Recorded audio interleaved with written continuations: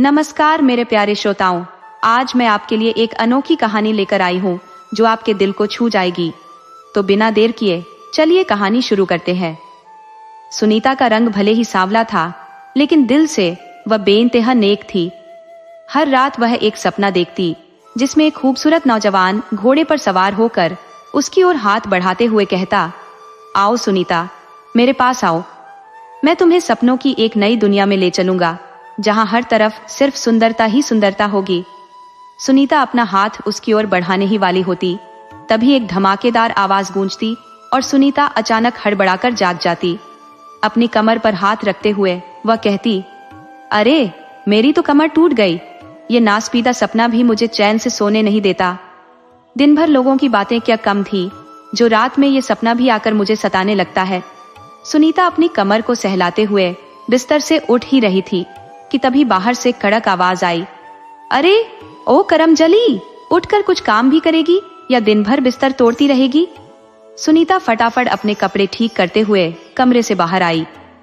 सामने से एक लंबे चौड़े शरीर वाली मजबूत कद काठी की महिला उसकी ओर बढ़ते हुए कड़क आवाज में बोली, भगवान ने तुझे रूप रंग तो नहीं दिया, लेकिन कुछ काम तो सीख ले ताकि जिंदगी में कुछ बन सके। चारपाई पर बैठी एक बूढ़ी महिला जो हाथ में तुलसी की माला ली झप कर रही थी, ने उस महिला की बात का जवाब देते हुए कहा, अरे घर के सारे काम तो यही करती है, दिन भर आराम तो तुम फरमाती हो और फिर भी इस बेचारी के पीछे पड़ी रहती हो। ना जाने कौन सा पुराना बदला निकाल रही हो इससे। सुनीता इन दोनों औरतों की बातों को अनसुना करते हुए रसोई में गई और चाय बनाने लगी। जब चाय तैयार हो गई तो वह चाय लेकर उस महिला के पास गई और बोली, अम्मा ये लीजिए आपकी चाय, और दादी ये रहा आपका जड़ी बूटियों वाला काढ़ा, पीकर बताइए कैसा बना। दादी ने काढ़े का कप अपने हाथ में लिया और सुनीता के सिर पर स्नेह से हाथ फेरते हुए बोली, ना जाने भगवान ने तेरी किस्मत में क्या लिखा है। मेरी बच्ची दिन भर इस घर के सारे काम करती रहती है, फिर भी तुझसे कोई प्यार से दो शब्द नहीं बोलता। ना जाने कब लोग तेरे अंदर की खूबसूरती को देखेंगे और तुझे तेरे हिस्से की खुशियां और सम्मान देंगे। सुनीता ने दादी के हाथ को अपने हाथों में लेकर मुस्कुराते हुए कहा, दादी आप मेरे बारे में इतना मत सोचिए, आप जो दिन भर भगवान का नाम जपती हैं, देखना एक दिन आपके आशीर्वाद से मेरे जीवन में भी बहुत सारी खुशियां आएंगी। सुनीता नहाने के लिए बाथरूम की ओर बढ़ ही रही थी कि तभी एक लड़की दौड़ते हुए आई और उसके रास्ते में आकर बाथरूम में घुस गई। अंदर से आवाज आई, मुझे कॉलेज जाना है, पहले मुझे नहा लेने दे, फिर तू जा नहाने। तुझे तो घर पर ही रहना है, तुझे क्या जल्दी है। सुनीता बिना कुछ कहे वापस अपने कमरे में चली गई और उस लड़की के बाहर निकलने का इंतजार करने लगी।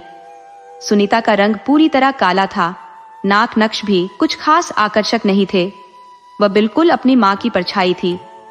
अब आप सोच रहे होंगे कि अगर सुनीता का रंग रूप उसकी माँ जैसा था तो यह खूबसूरत औरत कौन थी जिसे वह अम्मा कहकर बुला रही थी। तो सुनिए, वह औरत उसकी सौतेली माँ थी जो हमेशा सुनीता के रंग रूप से चिढ़ती रहती थी। दरअसल सुनीता अपनी माँ की इकलौती बेटी थी जिसे उसकी सौतेली माँ सुभद्रा ने न चाहते हुए भी अपने सिर पर उठा लिया था। सुनीता को बाहरी रूप से लोग काली कलूटी कहकर बुलाते थे, लेकिन उसकी अंदरूनी खूबसूरती अद्भुत थी। उसके पिता बंशीधर जी आंगन में आते हुए बोले, सुनीता बेटा जरा एक गिलास पानी तो ले आ, बाहर बहुत गर्मी है, गला सूख रहा है। सुनीता ने किचन से आवाज लगाई, अभी लाई बाबूजी। उसका जीवन एक हकीकत था जिसमें उसे अपने रंग रूप के कारण समाज और परिवार की बेरुखी का सामना करना पड़ता था। हमारे समाज में ऐसी लड़कियां आज भी हैं जो परिवार और समाज से उपेक्षित है। सुनीता के जन्म पर उसकी माँ का निधन हो गया था और उसकी परवरिश की जिम्मेदारी उठाने के लिए बंशीधर जी की माँ ने उनका दूसरा विवाह करवाया सुभद्रा से, जो उनकी चचेरी बहन थी। विवाह के बाद सुभद्रा के मन में कई सपने और इच्छाएं थी, लेकिन पहले ही दिन उसकी सास ने सुनीता को उसकी गोदी में डालकर मानो उसके अरमानों पर पानी फेर दिया। सुभद्रा ने सुनीता को कभी माँ का प्यार नहीं दिया, बल्कि उसे अपने वैवाहिक जीवन का काला टीका मान लिया। सुनीता के जीवन के जो थोड़े से सुखद क्षण थे वे उसकी दादी और पिता की वजह से थे। पिता सुनीता से बहुत प्यार करते थे, लेकिन सुभद्रा के कारण वह ज्यादा कुछ नहीं कर पाते थे। सुनीता पढ़ाई में तेज थी और उसने पास के कॉलेज से इंटरमीडिएट अच्छे अंकों से पास किया था।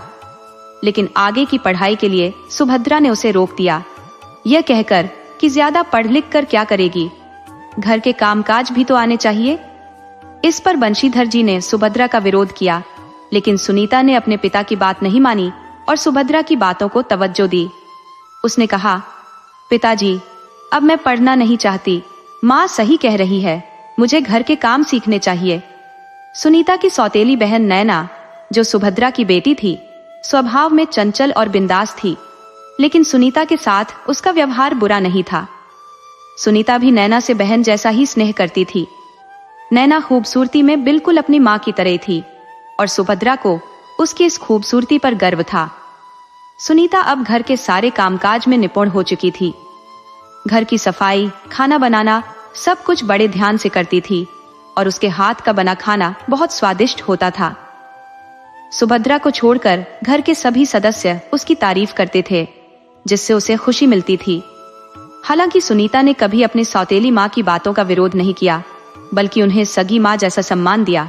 लेकिन सुभद्रा के मन में जो कड़वाहट पनप चुकी थी, वह भविष्य में सुनीता के जीवन में बड़ा तूफान लाने वाली थी, जिसका अंदाजा खुद सुनीता को भी नहीं था। सुनीता के मन की बातें कोई नहीं समझ पाता था। वह हर किसी की सुन लेती थी, लेकिन उसके दिल की कोई सुनने वाला नहीं था। अपने मन की भावनाओं को अभिव्यक्त करने के लिए उसने एक नया तरीका खोज निकाला। वह अब खाली समय में अपने विचारों को कागज पर उतारने लगी थी। यह उसके लिए एक सच्चा मित्र बन गया था, जिससे वह अपने दिल की बातें साझा करती। वह बिना कुछ बोले उसकी हर बात को ध्यान से सुन और समझ रहा था।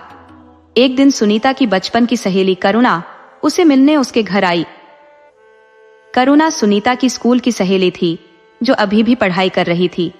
सुनीता की पढ़ाई उसकी सौतेली माँ सुभद्रा की वजह से बीच में ही रुक गई थी।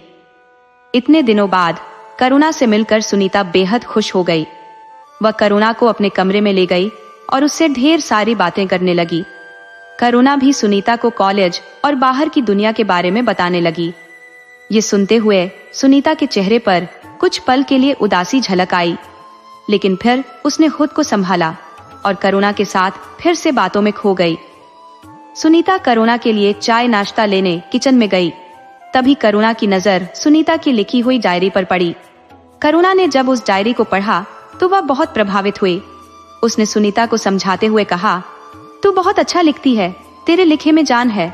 कुछ देर बाद करुणा जब अपने घर के लिए निकलने लगी तो वह सुनीता की डायरी भी अपने साथ ले गई। अब करुणा के जरिए सुनीता की लिखी कहानियां, कविताएं और लेख प्रकाशित होने लगे। सुनीता ने अपना नाम जाहिर करने से इनकार कर दिया, इसलिए करुणा ने उसे अनजान लेखिका के नाम से छपवाना शुरू कर दिया। धीरे धीरे सुनीता की लिखी हुई रचनाओं के पाठक बढ़ने लगे, लेकिन कोई भी इस रहस्यमयी लेखिका के बारे में नहीं जानता था। सभी यही सोचते थे कि इतनी सुंदर कहानियां लिखने वाला आखिर है कौन। सुनीता की कहानियां लोगों में खूब लोकप्रिय हो गईं। उसके प्रशंसक अब उसके लेखन से प्रभावित होकर उसे मिलने की इच्छा जताने लगे थे। इनमें से एक व्यक्ति तो उसकी कहानियों का ऐसा दीवाना हो गया था कि उसने अपने दिल में उस अनजान लेखिका के लिए प्रेम बसा लिया था। वह अपनी कल्पनाओं में उस लेखिका से मिलता और उस दिन का बेसब्री से इंतजार करता जब वह सच में उससे मिल पाएगा। इधर सुभद्रा सुनीता को बिल्कुल भी बर्दाश्त नहीं कर पा रही थी।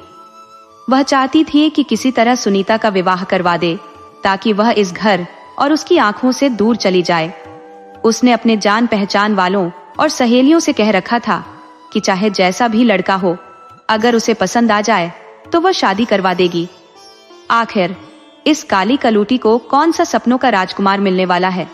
वैसे भी अब उसकी शादी की उम्र हो गई थी। सुभद्रा को डर था कि कहीं कोई गलत बात हो गई तो लोग सौतेली माँ को ही दोष देंगे।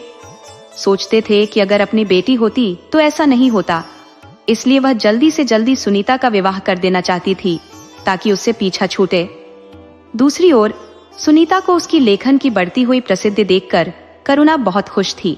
करुणा ने सुनीता को बताया कि लोग उसकी कहानियों के दीवाने हो रहे हैं और उसे अपने इस हुनर को कभी नहीं छोड़ना चाहिए।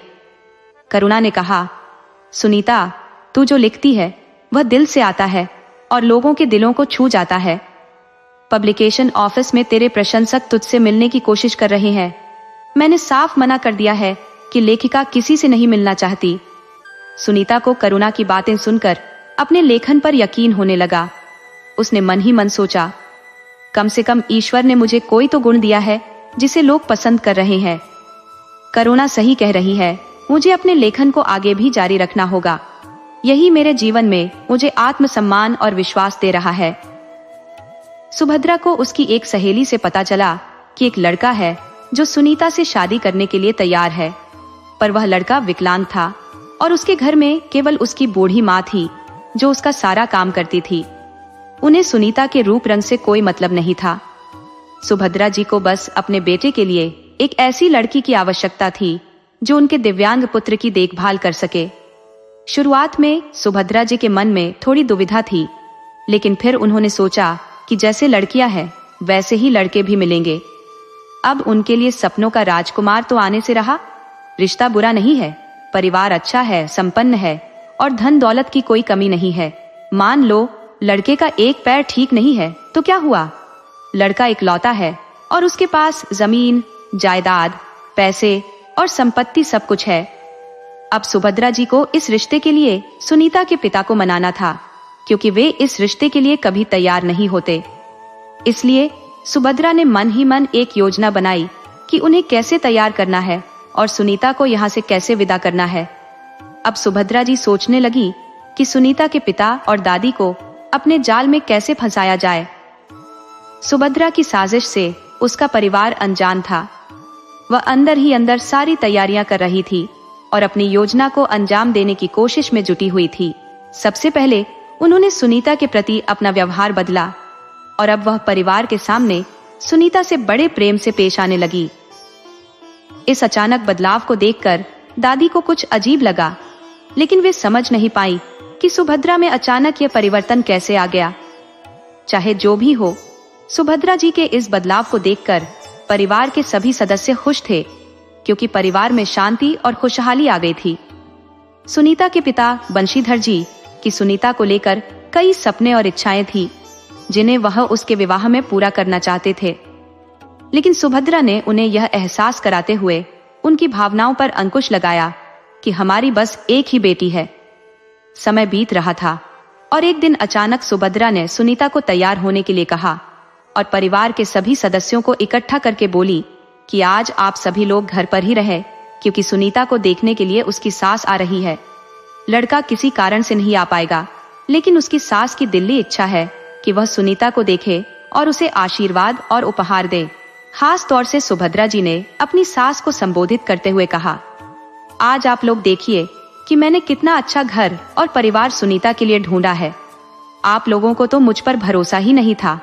हमेशा यही सुनती आई हूँ कि मैं सौतेली माँ हूँ और सुनीता का ध्यान नहीं रखती हूँ। सुनीता अपने कमरे में तैयार हो रही थी जब सुभद्रा अपने हाथ में एक साड़ी और कुछ जेवर लेकर उसके पास आई और बोली, सुनीता, आज तुम ये साड़ी और जेवर पहन लो। सुनीता ने अपनी माँ की बात मानकर वो साड़ी और जेवर पहन ली। भले ही सुभद्रा जी सुनीता की सौतेली माँ थी, लेकिन सुनीता ने कभी भी उनकी बातों का अनादर नहीं किया था।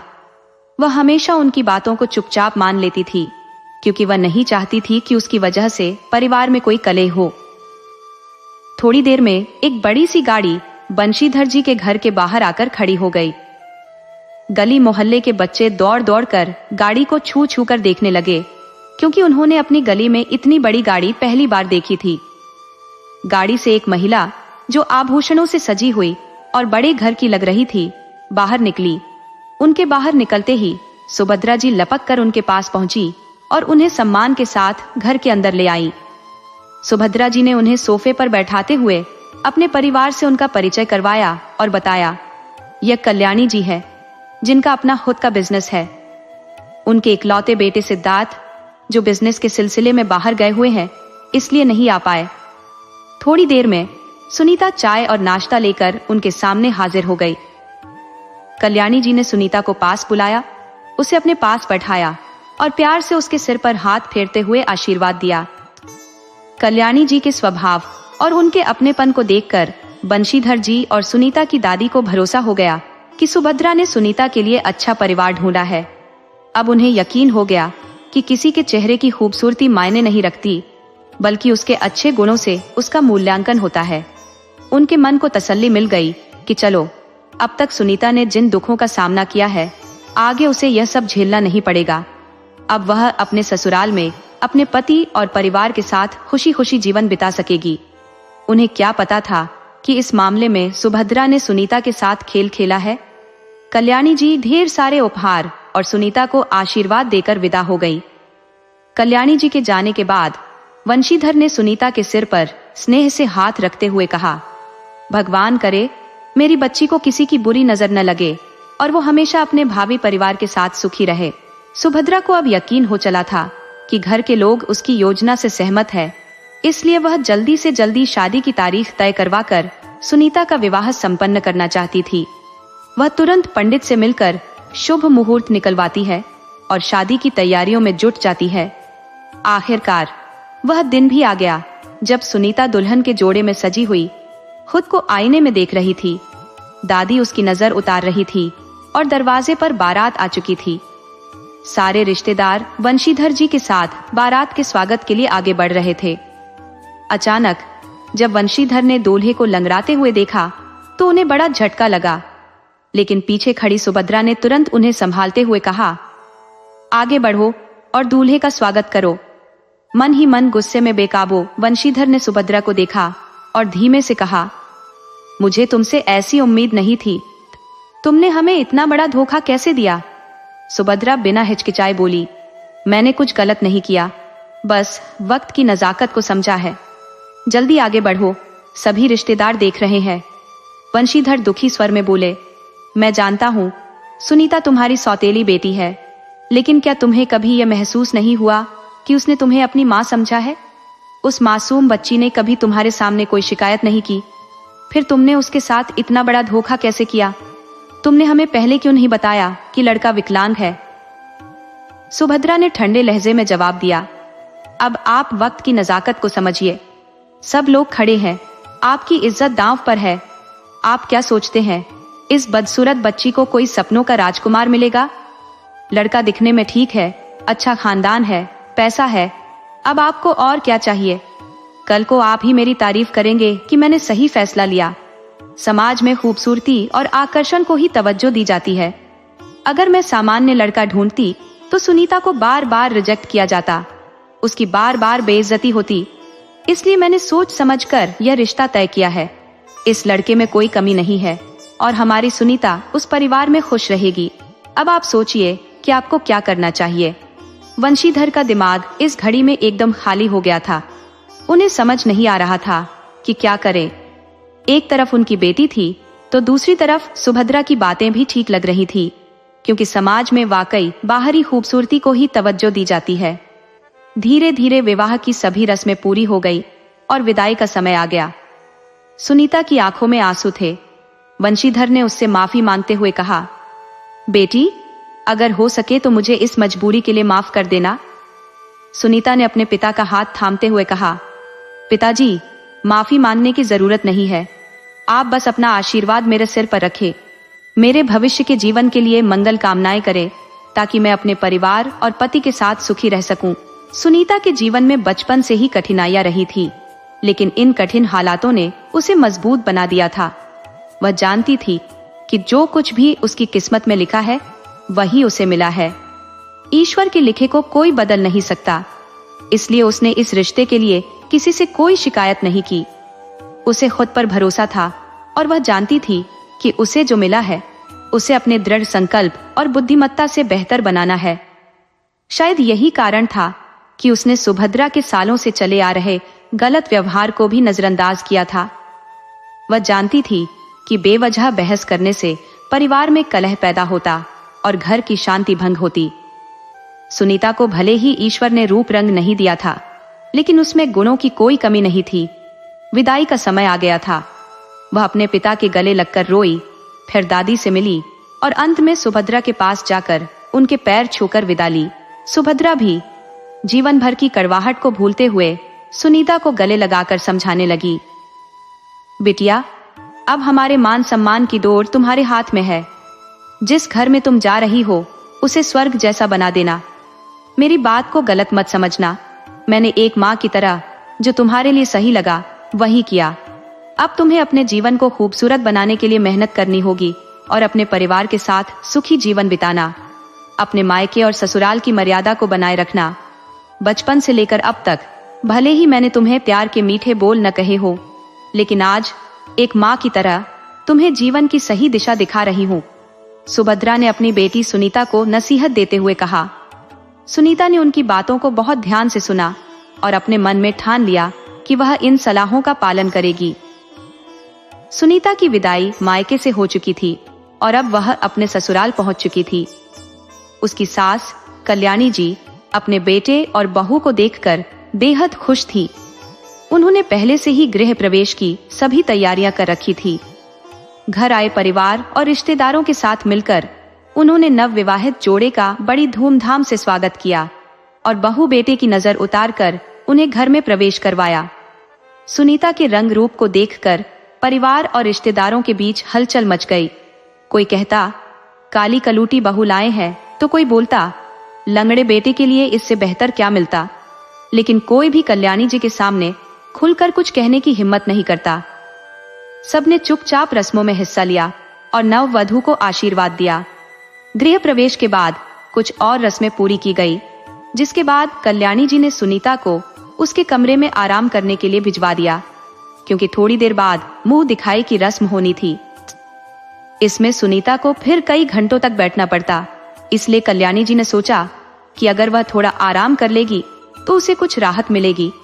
मुंह दिखाई की रस्म में किसी ने सुनीता के रंग रूप की तारीफ तो नहीं की, लेकिन कल्याणी जी की उपस्थिति के कारण किसी ने उसके बारे में कुछ भला बुरा भी नहीं कहा। रस्में पूरी हो गई और शाम तक रिश्तेदारों ने कल्याणी जी को बहू के आगमन की बधाई देकर विदा ली। जब सुनीता अपने कमरे में थी तो उसके मन में नए जीवन के बारे में सोच विचार चल रहा था। तभी उसने दरवाजे पर किसी के कदमों की आहट सुनी। थोड़ी देर में एक परछाई दरवाजे के अंदर आई। सुनीता ने घबराकर पीछे देखा तो वो परछाई कोई और नहीं बल्कि उसका पति ऋषि था, जो अभी कमरे में प्रवेश कर रहा था। ऋषि को कमरे में आते देखकर सुनीता बिस्तर से उठकर एक तरफ खड़ी हो गई। थोड़ी देर बाद कल्याणी जी भी कमरे में आई, बहू के लिए दूध का ग्लास लेकर। उन्होंने प्यार से कहा, बेटा, तुम्हें किसी चीज की जरूरत हो तो मुझे बता देना। अब तुम दोनों आराम करो, कल सुबह हमें कुलदेवी के मंदिर के दर्शन करने जाना है। कल्याणी जी के चले जाने के बाद सुनीता वैसे ही शर्माई हुई खड़ी रही। इसे देखकर ऋषि ने कहा, आप घबराइए मत, हम दोनों एक दूसरे से अनजान नहीं है। इस रिश्ते में हमें एक दूसरे पर पूरा भरोसा रखना चाहिए, क्योंकि पति पत्नी का रिश्ता विश्वास पर ही टिका होता है। दिन भर की रस्मों से आप थक गई होंगी। कल सुबह हमें कुलदेवी के दर्शन के लिए लंबा सफर तय करना है, इसलिए आप निश्चिंत होकर सो जाएं। मैं भी दवा लेकर सो जाता हूँ। सुनीता ने ऋषि की बातों को ध्यान से सुना और उनके समझदार स्वभाव पर गर्व महसूस किया। थोड़ी देर में वे दोनों नीचे आ गए और सब लोग कुलदेवी के मंदिर के लिए निकल पड़े। रास्ते में कल्याणी जी ने सुनीता को समझाया कि मंदिर पहुंचकर उन्हें वहां स्थित कुंड में साथ में स्नान करना होगा और फिर मंदिर के अंदर शिवलिंग की विधिवत पूजा अर्चना करनी होगी। मंदिर का रास्ता लंबा था, इसलिए उन्हें बीच में कुछ जगहों पर रुकना पड़ा। आखिरकार शाम होते होते वे मंदिर पहुंच गए। रात को पूजा संभव नहीं थी, इसलिए होटल में ठहरने की व्यवस्था की गई। सुबह जल्दी उठकर सब लोग तैयार होकर मंदिर के लिए रवाना हो गए। कल्याणी जी ने मंदिर के पुरोहित से विचार विमर्श करते हुए सबसे पहले ऋषि और सुनीता को एक दूसरे का हाथ पकड़कर कुंड में स्नान करने के लिए कहा। स्नान के बाद दोनों पूजा स्थल पर पहुंच गए, जहां पर कल्याणी जी ने पुरोहित जी की मदद से पूजा की।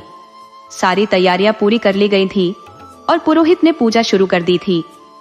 ऋषि पूरी श्रद्धा के साथ पूजा में लीन थे और सुनीता भी बराबर की भागीदार थी। पूजा समाप्त होने पर पुरोहित ने वर वधू को भगवान का आशीर्वाद लेने के लिए कहा।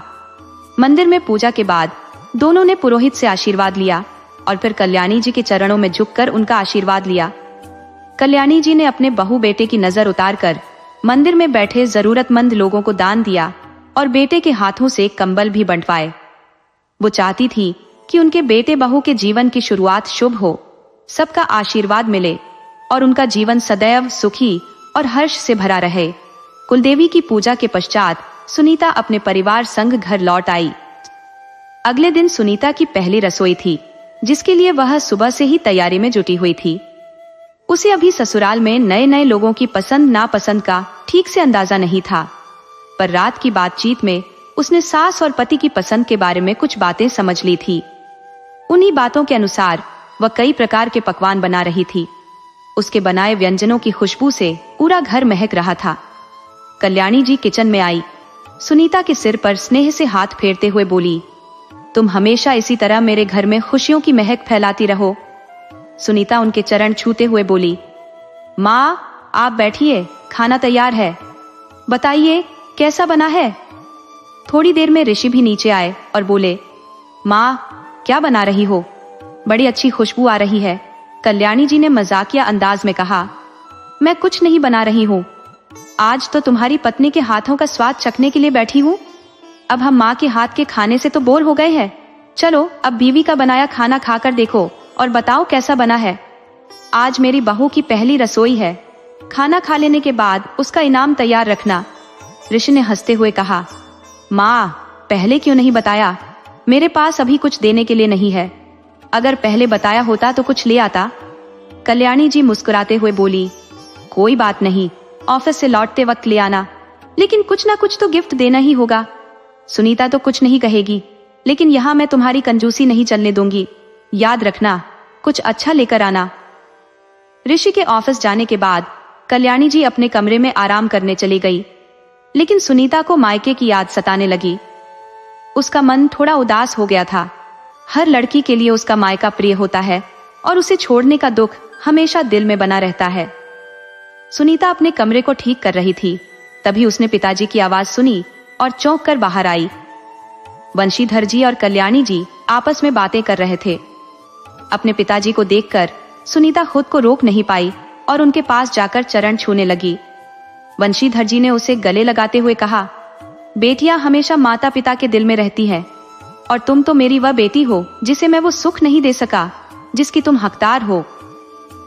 सुनीता ने तुरंत अपने पिताजी को रोकते हुए कहा, पिताजी आपने अपने सभी कर्तव्य निभाए हैं, आपके आशीर्वाद से मुझे इतना अच्छा परिवार और ससुराल मिला है, आप खुद को दोष मत दीजिए, मैं यहाँ बहुत खुश हूँ। वंशीधर जी सुनीता को पगफेरे के लिए लिवाने आए थे।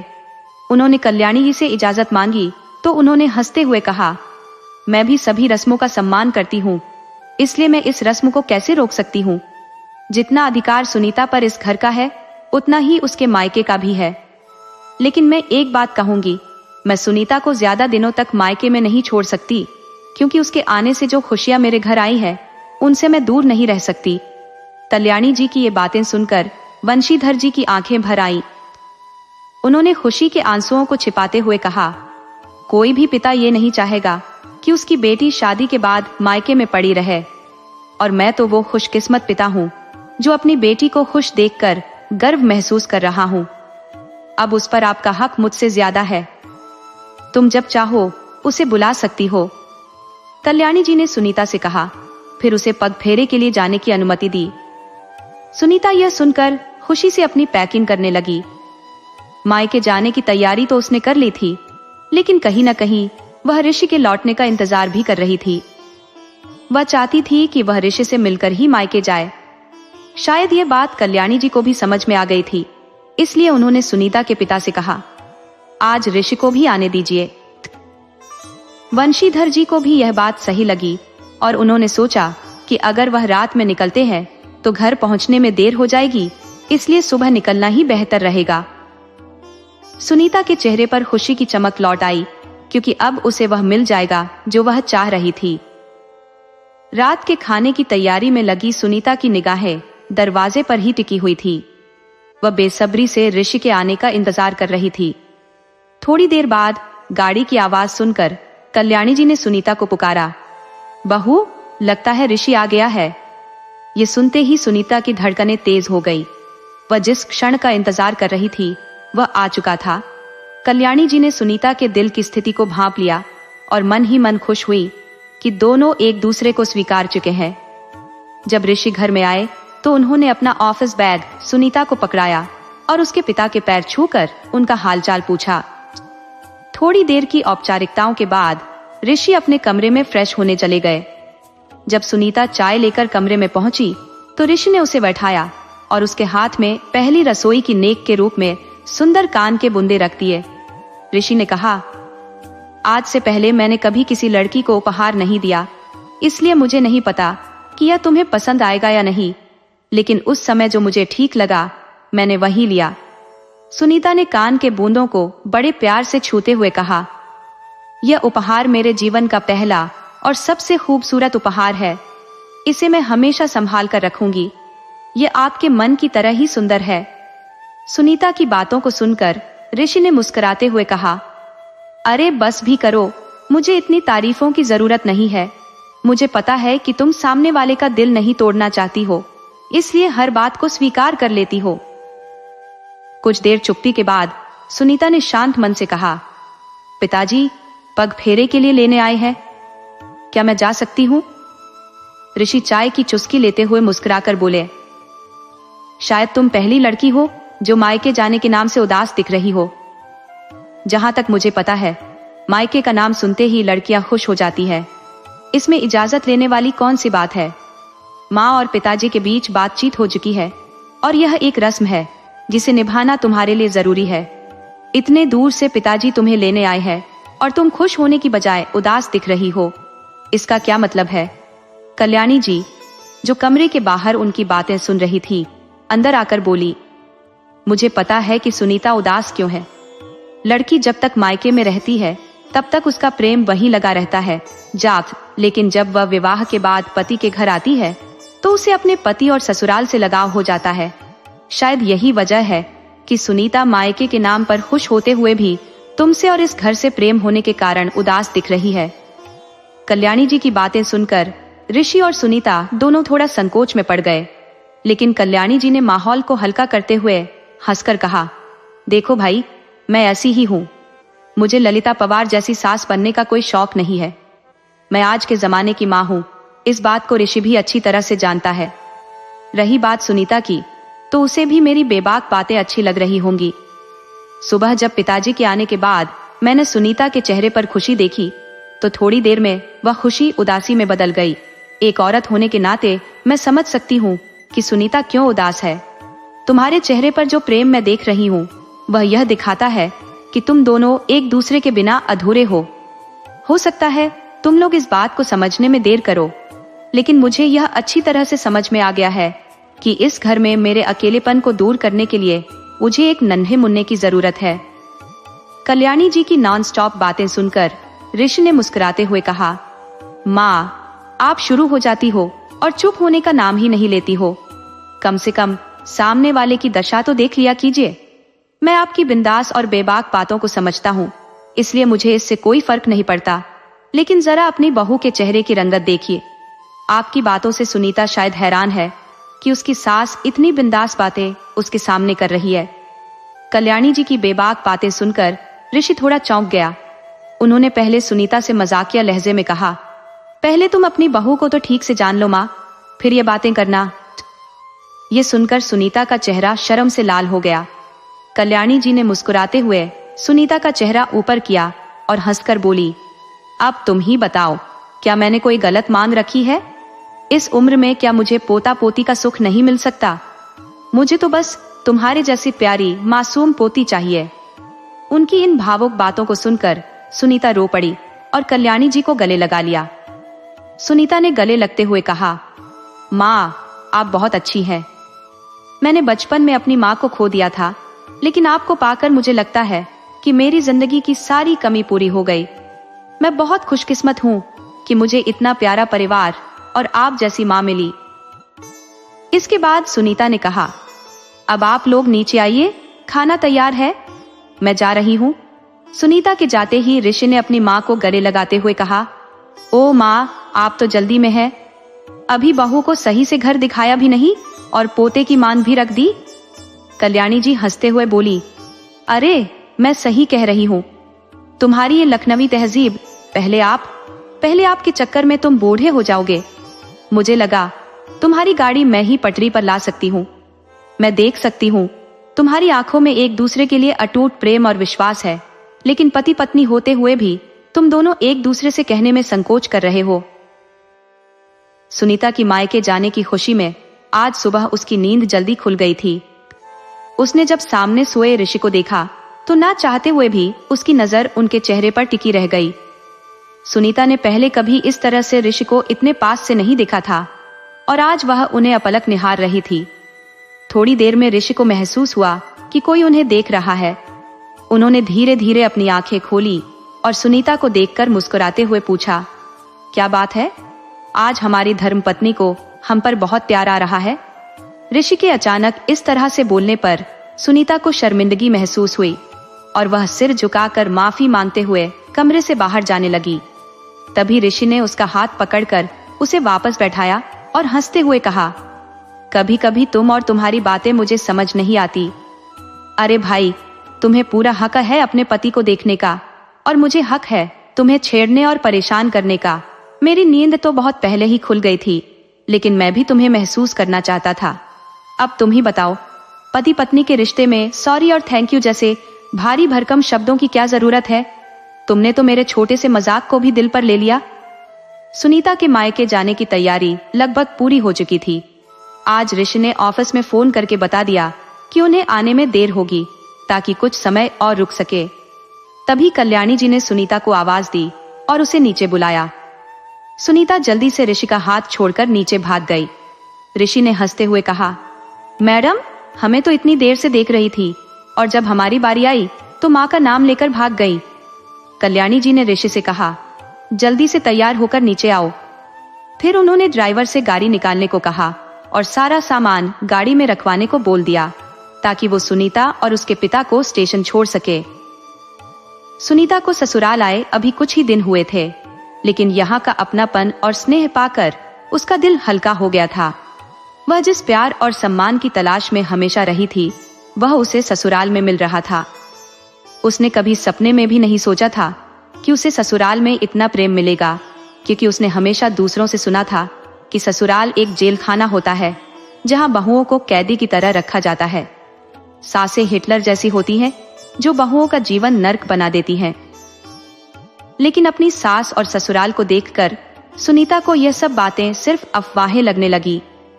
उसकी सास तो उसकी माँ से भी बढ़कर थी। उन्हें तो अपनी सास में एक माँ के साथ साथ एक सच्ची दोस्त भी मिल गई थी। बचपन से उपेक्षा और तिरस्कार में पली बड़ी सुनीता ने कभी भी अपने भविष्य को लेकर बड़ी उम्मीदें नहीं रखी थी, लेकिन भगवान की कृपा और बड़ों के आशीर्वाद से उसे एक खुशहाल जीवन और प्यार भरा ससुराल मिला। आज मायके जाने की खुशी के साथ साथ ससुराल छोड़ने का दुख भी उसके दिल में था। सुनीता जब अपने ख्यालों में खोई मायके पहुंची तो उसकी दादी ने उसे बड़े ही प्यार से स्वागत किया। दादी से मिलकर सुनीता के चेहरे पर मुस्कान खिल गई।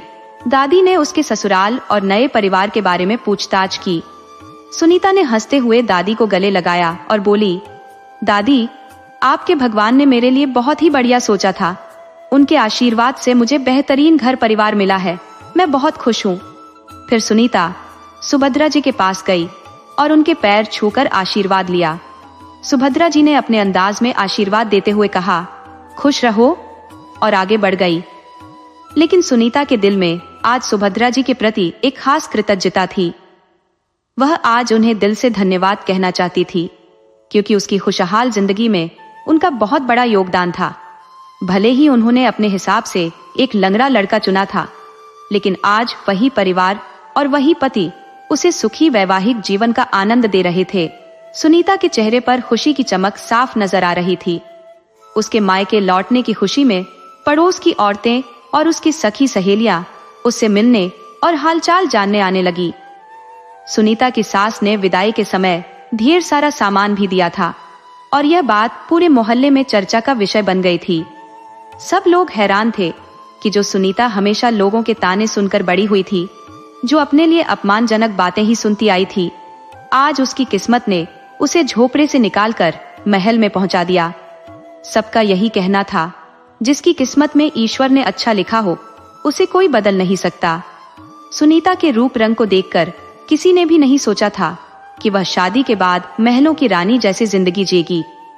उसकी उम्र की लड़कियां अपनी किस्मत को कोस रही थी। उनका सुंदर होना किस काम का, जब अच्छा घरवर तो सुनीता जैसी बदसूरत लड़की को मिल गया। आसपास की औरतें सुनीता को घेर कर बैठी थी। उसके ससुराल के बारे में कई तरह के सवाल पूछ रही थी।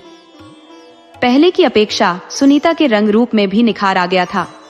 उसके नयन नक्श पहले से ही खूबसूरत थे, लेकिन अब रंग निखरने से वह और भी प्यारी लगने लगी थी। कॉलेज से लौटने के बाद उसकी छोटी बहन नैना, जो पहले उससे बात तक नहीं करती थी, दौड़कर उसके पास आई और गले लगकर बोली, दीदी आप तो बहुत प्यारी लग रही हो। चारों ओर से तारीफ सुनकर सुनीता को आज खुद पर गर्व महसूस हो रहा था। उसके जीवन में आए इस बदलाव का श्रेय उसके नए परिवार और ससुराल को जाता है। आज उसे भगवान की बनाई हर चीज से लगाव हो गया था। बार बार मन ही मन वह ईश्वर का धन्यवाद कर रही थी। दादी अपनी पोती की खुशी देखकर भीतर से बहुत प्रसन्न थी। आज उनके मन को शांति मिल गई थी। उनकी पोती, जो बचपन से सुख और प्यार के लिए तरसती रही, उसे ब्याह के बाद अच्छा परिवार और पति मिल गया था। अब वह चैन से मर सकती थी, क्योंकि अब उन्हें अपनी पोती के भविष्य की कोई चिंता नहीं थी। आस पड़ोस की सारी औरतें सुनीता से मिलकर अपने घरों को लौट गई। खाना खाकर सुनीता दादी के कमरे में उनके पास सोने के लिए आ गई। आज सुनीता बहुत खुश थी। उसके मन में बार बार ऋषि जी की यादें आ रही थी। वह बहुत चाह रही थी कि एक बार ऋषि जी से बात हो जाए। उधर ऋषि जी को भी ऑफिस में सुनीता की कमी महसूस हो रही थी। जब से सुनीता आई थी, उसने उनका बहुत सा काम संभाल लिया था और शाम को घर लौटते ही उनके लिए चाय बनाकर हंसते मुस्कुराते सामने हाजिर हो जाती थी। ऋषि जी ने फ्रेश होकर सुनीता के मोबाइल पर कॉल किया। सुनीता सोचने लगी कि आज का दिन उसके लिए कितना अच्छा है। जो भी वह सोच रही है, उसकी सभी इच्छाएं पूरी हो रही है। अभी उसने किसी से बात करने का सोचा ही था कि तुरंत फोन भी आ गया। दादी की नींद में खलल न हो, इसलिए सुनीता फोन लेकर छत पर चली गई। पहले तो ऋषि जी ने सुनीता के समय से पहुंचने और परिवार का हालचाल पूछा। थोड़ी औपचारिक बातचीत के बाद ऋषि जी ने कहा, सुनीता, मुझे तुम्हारी बहुत याद आ रही है। क्या तुम मुझे याद कर रही हो? ऋषि जी की बात सुनकर सुनीता का चेहरा शर्म से लाल हो गया। थोड़ी देर की बातचीत के बाद दोनों ने फोन रख दिया और सोने चले गए। ऋषि जी से बात कर लेने के बाद सुनीता का मन शांत हो गया था। अब वह निश्चिंत होकर गहरी नींद में सो गई। फाइलों की तलाश करते समय अचानक एक पुरानी डायरी नीचे गिर गई। उसे उठाकर ऋषि जी ने देखा और अपने हाथों में लेकर पढ़ने लगे।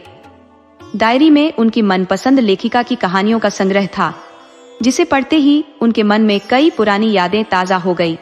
फिर से वह उस अनजान लेखिका के लेखन में खो गए, जिसने कभी उनके दिल में अपनी जगह बना ली थी। ये लेखन उनके दिल को छू गया और वह देर तक उस दुनिया में खोए रहे।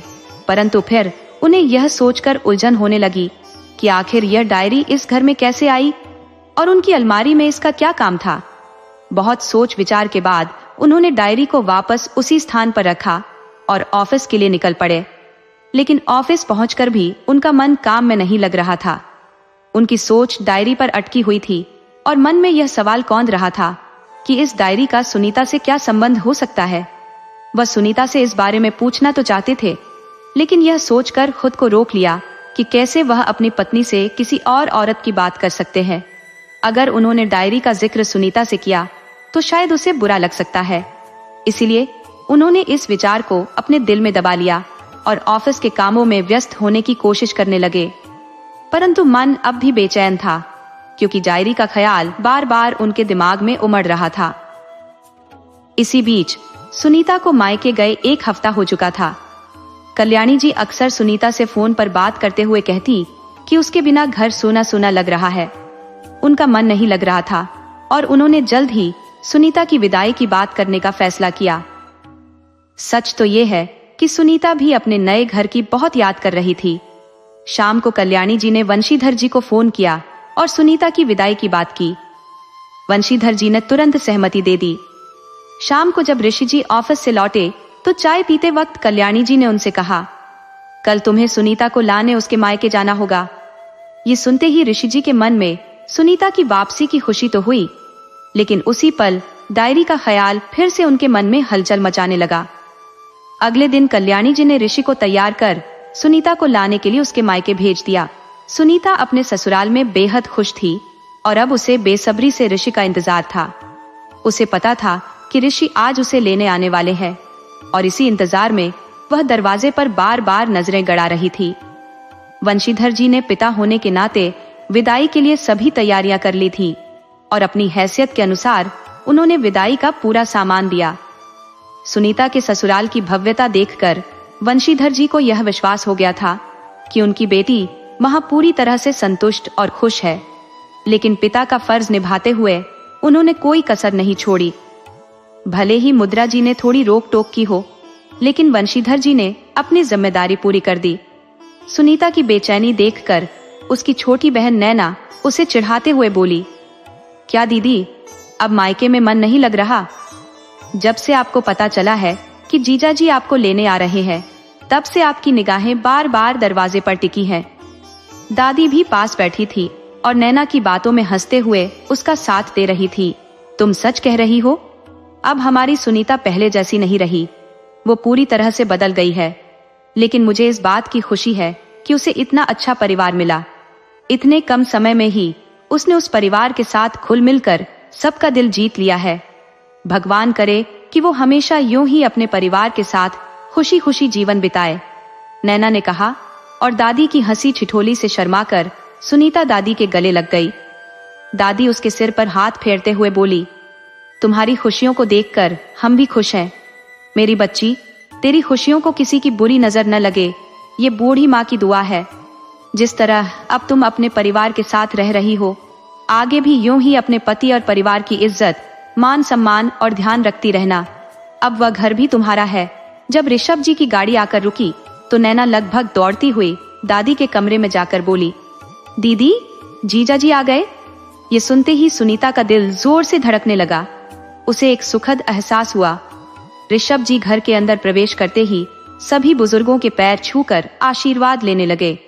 बंशीधर जी बोले, जमाई जी का जलपान तैयार किया जाए। मैंने एक के बाद एक नाश्ता लाकर ऋषभ जी के सामने रखा। जब ढेर सारा नाश्ता देखा तो ऋषभ जी हंसते हुए बोले, नैना, अब बस करो, इतना मैं नहीं खा सकता। तभी सुभद्रा जी कमरे में प्रवेश करती हुई बोली, दामाद जी का स्वागत तो होना ही चाहिए। ऋषभ जी ने मुस्कुराते हुए कहा, माँ जी, आपका स्वागत तो बहुत ही बढ़िया है। मैं तो नैना को बस इसलिए रोक रहा था कि मैं एक साथ इतना कुछ नहीं खा पाऊंगा। और रही बात हैसियत की, तो आपसे मुझे सिर्फ आशीर्वाद चाहिए। आपने अपनी बेटी देकर हम पर बहुत बड़ा एहसान किया है और मुझे किसी चीज की कोई इच्छा नहीं। अब तक सुनीता ऋषभ जी के सामने नहीं आई थी। ऋषभ जी की नजरें बार बार उसे ढूंढ रही थी, जिसे दादी ने समझते हुए नैना से कहा, नैना, जीजा जी को दीदी के पास ले जाओ। नैना के साथ ऋषभ जी सुनीता के कमरे में गए, जहां वह अपने सामान को समेट रही थी। अचानक उन्हें देखकर सुनीता मुस्कुराते हुए उनका स्वागत करती है और बैठने के लिए कहती है। कुछ देर की बातचीत के बाद उन्होंने सबसे विदा ली और सुनीता को साथ लेकर घर के लिए निकल पड़े। जब सुनीता अपने मायके से ससुराल लौट रही थी तो उसे मायके से बिछड़ने का एहसास हो रहा था। वह चुपचाप गुमसुम सी बैठी थी। ऋषभ जी को उसकी चुप्पी अच्छी नहीं लगी तो उन्होंने बातचीत शुरू कर दी। पहले दोनों परिवार की बातें करने लगे, फिर ऋषभ जी ने सुनीता से उसकी पसंद नापसंद के बारे में पूछा। पहले तो सुनीता मन ही मन सोचने लगी कि क्या उसे अपने लिखने के शौक के बारे में बताना चाहिए या नहीं। फिर उसने सब कुछ बता दिया। मुझे लिखने का शौक है, उसने कहा। मैं नहीं चाहती थी कि अपने जीवन से जुड़ी कोई बात अपने पति से छुपाऊं। ये सुनकर ऋषभ जी थोड़े हैरान हुए, लेकिन फिर उन्हें यह जानकर अच्छा महसूस हुआ कि सुनीता को लिखने का शौक है। सुनीता को लग रहा था कि अगर वह कभी अनजान लेखिका के बारे में बताएगी तो ऋषि उसकी मनोदशा को भलीभांति समझ जाएंगे, क्योंकि उनका जुड़ाव भी इस क्षेत्र से था। ऋषि ने आगे बातचीत बढ़ाते हुए पूछा, क्या आपको लिखने के साथ साथ पढ़ने का भी शौक है? सुनीता ने जवाब दिया, शौक तो है, लेकिन कभी पढ़ने का मौका नहीं मिला। यह सुनकर ऋषि को आश्चर्य हुआ, लेकिन उन्होंने अपने चेहरे पर कोई भाव प्रकट नहीं होने दिया। थोड़ी देर की चुप्ती के बाद ऋषि ने मौका देखकर कहा, सुनीता जी, मैं आपको अपने अतीत से जुड़ी कुछ बातें बताना चाहता हूँ। सुनीता के चेहरे पर जो हल्के से उलझन के भाव थे, वह इसलिए क्योंकि उसे इस बात में खास रुचि नहीं थी। वह अपने वर्तमान में खुश थी, लेकिन फिर भी ऋषि की बातें सुनने के लिए गंभीर हो गई। ऋषि ने अपने अतीत में झांकते हुए बताया, किसी समय मैं एक लेखिका को दिल से चाहता था। मैंने बहुत कोशिश की उसे जानने की और उससे मिलने की, लेकिन शायद मेरी किस्मत में वो नहीं थी। इस वजह से मैं कभी उस तक पहुंच नहीं सका और फिर मां को दुखी देखकर मैंने इस विवाह के लिए हाँ कर दी। बातों ही बातों में कब दोनों घर पहुंचे पता ही नहीं चला। कल्याणी जी आरती का थाल लेकर दरवाजे पर खड़ी थी। सुनीता और ऋषि को दरवाजे पर खड़ा करके पहले उन्होंने आरती उतारी, फिर घर के अंदर आने का इशारा किया। सुनीता आज फिर से अपने घर लौटकर खुश थी, लेकिन उसके मन में वह बात घूम रही थी जो ऋषि ने गाड़ी में कही थी। वह सोच रही थी कि क्या ऋषि का पहला प्यार, जो उनकी शादी के बाद पीछे छूट गया, कहीं उनके रिश्ते पर असर तो नहीं डालेगा। इन उलझनों में खोई हुई सुनीता अपने कमरे को ठीक कर रही थी। शाम को जब ऋषि घर आए तो उनकी नजरें सुनीता को ढूंढ रही थी, लेकिन जब उन्होंने सुनीता को नहीं देखा तो सीधे कमरे की तरफ बढ़ गए। जैसे ही वह दरवाजे तक पहुंचे, उन्होंने सुनीता को किसी से फोन पर बात करते सुना। जब ऋषि ने अनजान लेखिका का नाम सुना तो वे दरवाजे के पास खड़े होकर सुनने लगे। सुनीता फोन पर कह रही थी, सब कुछ ठीक चल रहा था, लेकिन अब लगता है कि मैं ऋषि जी की अपराधी हूँ। उन्होंने किसी और से प्रेम किया था, लेकिन माँ की वजह से उनसे विवाह करना पड़ा। अब यह अपराध बोध जीवन भर मेरे साथ रहेगा, जिससे मेरे दाम्पत्य जीवन पर भी असर पड़ेगा। सुनीता की बातें सुनकर ऋषि को बुरा लगा कि उन्होंने अपने अतीत की बातें सुनीता को बताकर उसे दुखी कर दिया। ऋषि चुपचाप कमरे में दाखिल हुए। सुनीता ने फोन रख दिया और चाय बनाने के लिए किचन की ओर चली गई, क्योंकि यह उसका नियम था कि जब भी ऋषि ऑफिस से लौटते वह उनके लिए चाय बनाती थी। ऋषि को एहसास हुआ कि उन्हें अपने अतीत की बातों से सुनीता को दूर रखना चाहिए था। कोई भी पत्नी अपने पति से जुड़ी किसी दूसरी औरत के बारे में बात सुनना पसंद नहीं करती, चाहे वह अतीत ही क्यों ना हो। दोनों ही अंदर से एक दूसरे की बातों से आहत थे, भले ही वे इसका इजहार नहीं कर रहे थे। ऑफिस से लौटते वक्त ऋषि अपनी पसंदीदा लेखिका की कुछ किताबें अपने साथ ले आए थे। रात के खाने के बाद जब सुनीता कमरे में आई तो ऋषि ने उसे किताबें देते हुए कहा, मैं आपकी पसंद के बारे में नहीं जानता, लेकिन आपके लिए कुछ किताबें लाया हूँ। अगर कभी तुम्हें वक्त मिले और मन हो तो ये किताबें जरूर पढ़ना, ऋषि ने धीरे से कहा। ये मेरे जीवन की कुछ सबसे पसंदीदा किताबें हैं, जिन्होंने हर मुश्किल घड़ी में मुझे रास्ता दिखाया है। जब जब मुझे जीवन में कठिनाइयों का सामना करना पड़ा, इन किताबों ने मुझे हिम्मत दी। शायद ये तुम्हारे भी काम आ सके। सुनीता ने बिना कुछ बोले किताबें उठाकर पास रखी टेबल पर रख दी और धीरे से बोली, अब बहुत देर हो गई है, हमें सो जाना चाहिए। रही बात इन किताबों की, तो मैं इन्हें कल फुर्सत में पढ़ लूंगी। अगली सुबह सुनीता रोज की तरह अपनी दिनचर्या में लग गई। पूजा पाठ करने के बाद उसने नाश्ता तैयार किया और ऋषि का लंच बॉक्स पैक कर दिया। ऋषि ने बिना कुछ बोले नाश्ता किया और चुपचाप लंच बॉक्स लेकर ऑफिस के लिए निकल गए। दोपहर के भोजन की तैयारी के बाद जब सुनीता को थोड़ा समय मिला तो उसे ऋषि की दी हुई किताबें याद आईं। वह कमरे में गई और किताबें उठाकर देखने लगी। अरे, यह क्या? उसने आश्चर्यचकित होकर कहा। ये किताबें उसकी खुद की लिखी हुई थी। उसने अपनी आंखों पर यकीन नहीं किया। ये वही किताबें थी जिनके लेखन की तारीफ ऋषि करते थे। जो लेखिका ऋषि को इतनी प्रिय थी वह और कोई नहीं बल्कि खुद सुनीता थी। उसके अंदर एक खुशी की लहर दौड़ गई। उसने किताबों के पन्नों को पलटते हुए सोचा कि किस्मत ने उसके साथ कैसा खेल खेला है। जिस किस्मत को वह हमेशा कोसती रही थी, उसी ने उसे एक ऐसा ससुराल और पति दिया जो उसे दिल से चाहते थे। इस सच्चाई का एहसास होने पर उसका दिल खुशी से झूम उठा और अब उसे इंतजार था ऋषि के ऑफिस से लौटने का, ताकि वह यह बात उन्हें बता सके। शाम होते ही सुनीता बेसब्री से ऋषि का इंतजार करने लगी, जैसे नव विवाहिता अपने पति के आने का करती है। जब ऋषि ऑफिस से लौटे और सुनीता को इस रूप में देखा तो उन्हें थोड़ी हैरानी हुई, लेकिन उन्होंने कुछ कहा नहीं और फ्रेश होने चले गए। सुनीता नीचे आई चाय बनाने के लिए और कल्याणी जी को भी उसका यह नया रूप देखकर अच्छा लगा। कल्याणी जी मन ही मन ईश्वर से प्रार्थना कर रही थी, मेरे बच्चों के जीवन में खुशियां बनी रहे। सुनीता ने जल्दी से चाय बनाई और उसे लेकर कमरे में पहुंची। चाय का प्याला ऋषि को थमाते हुए हल्की सी मुस्कान के साथ उसने कहा, मुझे आपसे एक बात कहनी है, जिसे आप इतने समय से ढूंढ रहे थे वह मुझे मिल गई है। ऋषि को कुछ समझ नहीं आया। उन्होंने थोड़ी शंका भरी नजरों से देखा और पूछा, क्या तुम ठीक हो? मैंने किसे ढूंढा था जिसे तुमने खोज लिया? सुनीता ने उनके हाथ को पकड़ते हुए उन्हें आईने के सामने ले जाकर कहा, मैंने आपकी अनजान लेखिका को ढूंढ लिया है। क्या आप उनसे मिलना चाहेंगे? ऋषि को कुछ समझ नहीं आ रहा था। वह आश्चर्य से सुनीता को देख रहे थे। सुनीता ने हंसते हुए कहा, आपकी अनजान लेखिका और कोई नहीं बल्कि मैं ही हूं। कल आपने जो किताबें मुझे दी थी, मैंने आज उन्हें देखा और आपके लिखे हुए शब्द पढ़कर समझ गई कि जिसे आप पसंद करते थे वो मैं ही हूं। मैंने कभी अपने नाम को उजागर नहीं होने दिया। शायद इसीलिए हम दोनों एक दूसरे के इतने करीब होते हुए भी एक दूसरे से अनजान थे। ऋषि की आंखों में चमक आ गई। सुनीता की इस बात से उनका दिल भर आया। उन्होंने सुनीता को गले लगाते हुए कहा, मैं भी अब खुद को बहुत भाग्यशाली महसूस कर रहा हूं। मुझे खुशी है कि जिस अनजान लेखिका को मैंने अपने दिल से चाहा, वह मेरी अपनी पत्नी निकली। दोनों ने एक दूसरे को पाया और महसूस किया कि किस्मत ने उन्हें कितना अनोखा तोहफा दिया है। सुनीता ने मुस्कुराते हुए कहा, सच में बदसूरत कोई नहीं होता। ईश्वर की बनाई हर चीज खूबसूरत होती है। असली खूबसूरती तो दिल के अंदर होती है। और दोनों अपने प्यार की इस सच्चाई में खो गए।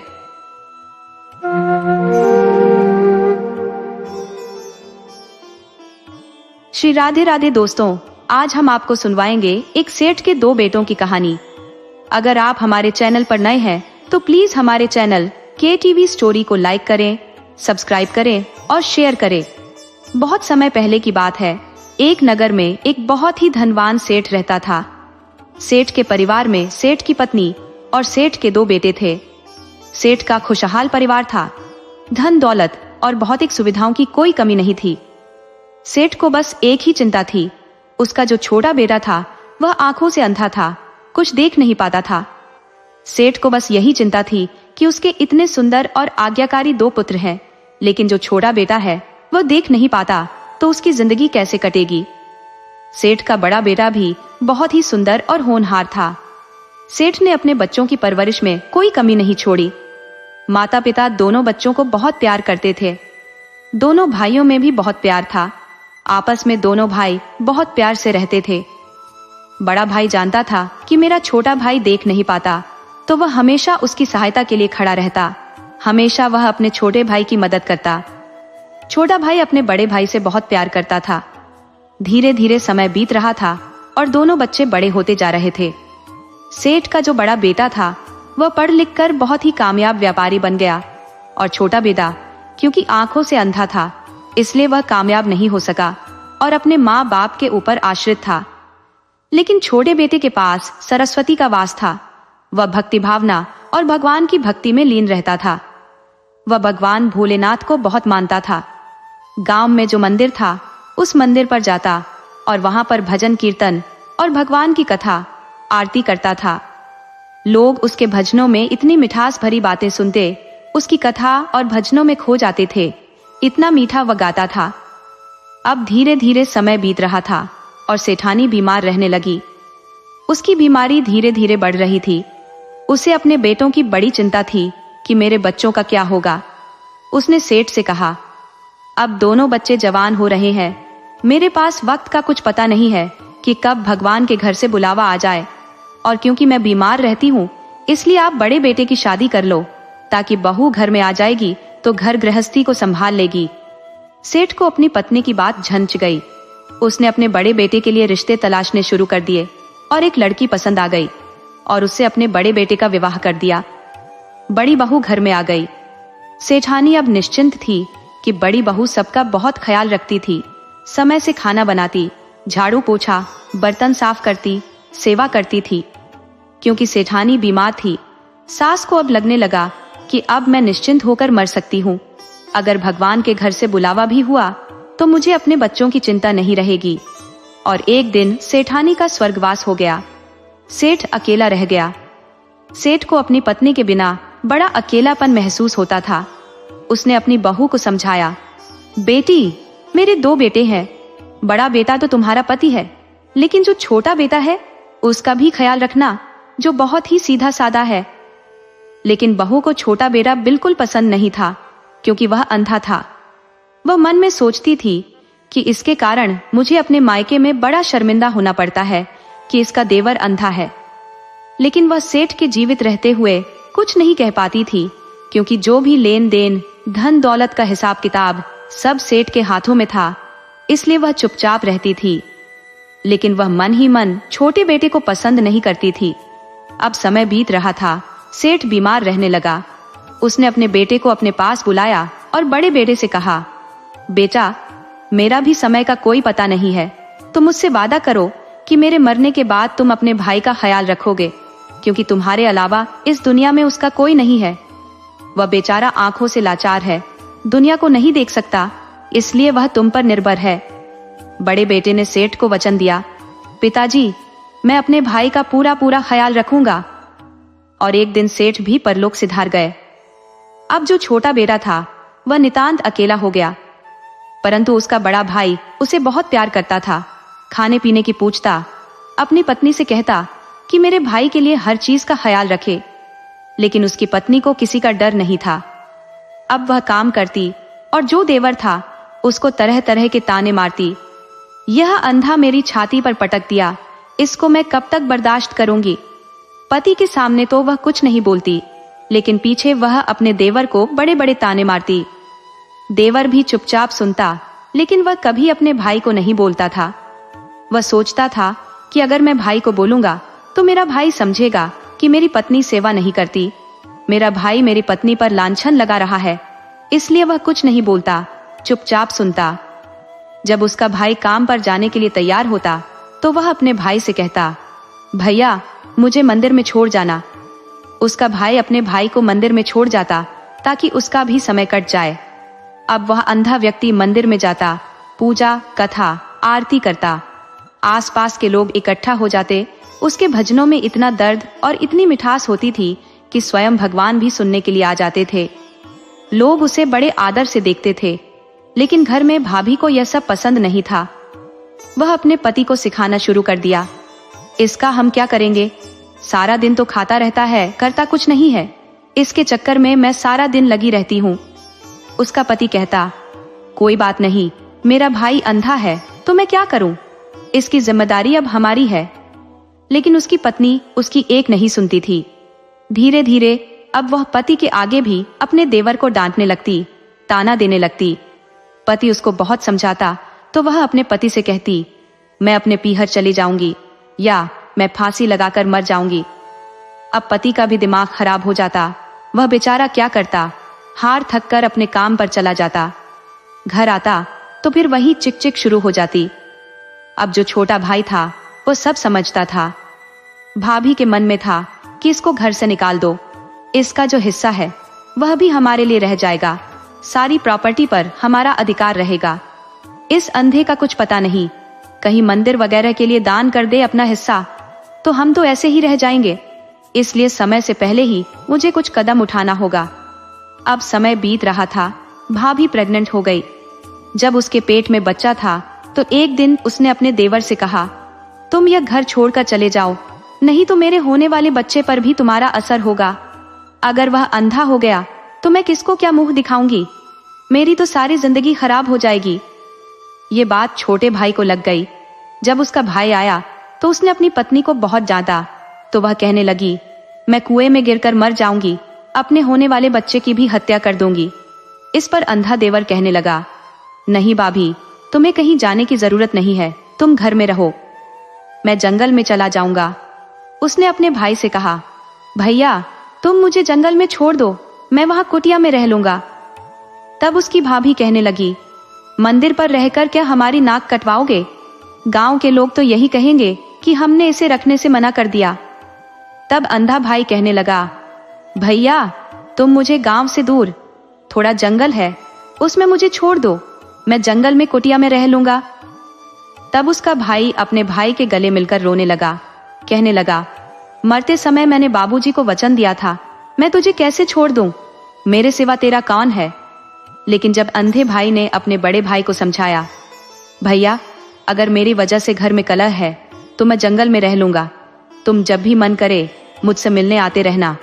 तो उसके भाई ने कहा, ठीक है, मैं तुझे जंगल में छोड़ दूंगा, लेकिन तेरी कुटिया भी बनवा दूंगा, पीने के लिए कुआं भी खुदवा दूंगा, तेरी सब जरूरतों की पूर्ति करवा दूंगा, लेकिन खाना मैं रोज अपने घर से भिजवाऊंगा। इस पर दोनों भाइयों ने सहमति जताई और बड़ा भाई छोटे भाई को लेकर जंगल में चला गया। जंगल में जाकर एक अच्छी सी जगह देखकर उसने उसके लिए कुटिया बनाई। वहीं पर उसने एक छोटा सा मंदिर बना दिया और उसके लिए जो भी सुख सुविधाएं थी, जो उसे जरूरत थी, उन सब चीजों की व्यवस्था कर दी।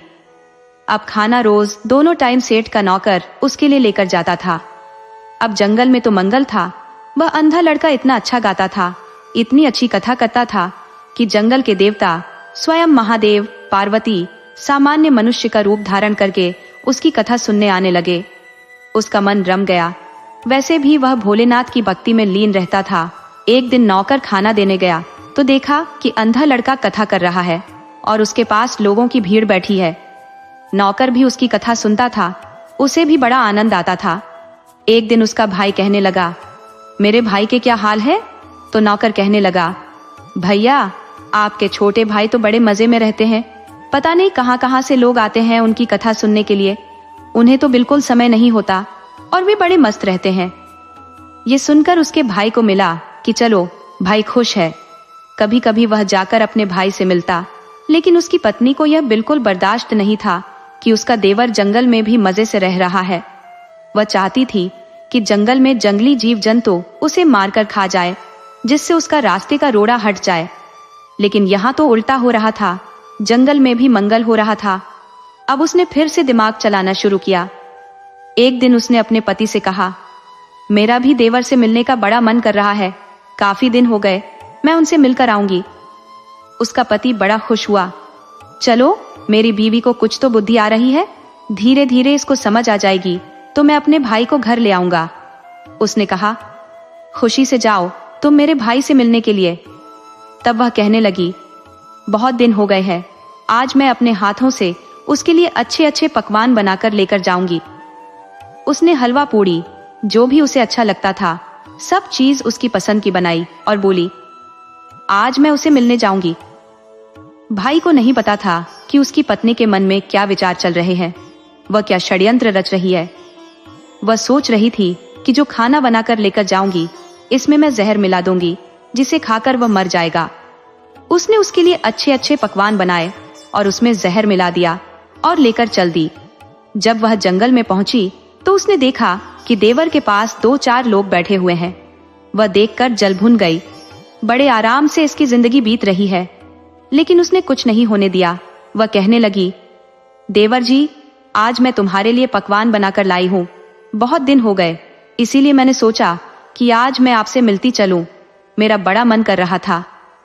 देवर बड़ा खुश हुआ और सोचने लगा कि मेरी भाभी मुझे मिलने आई है।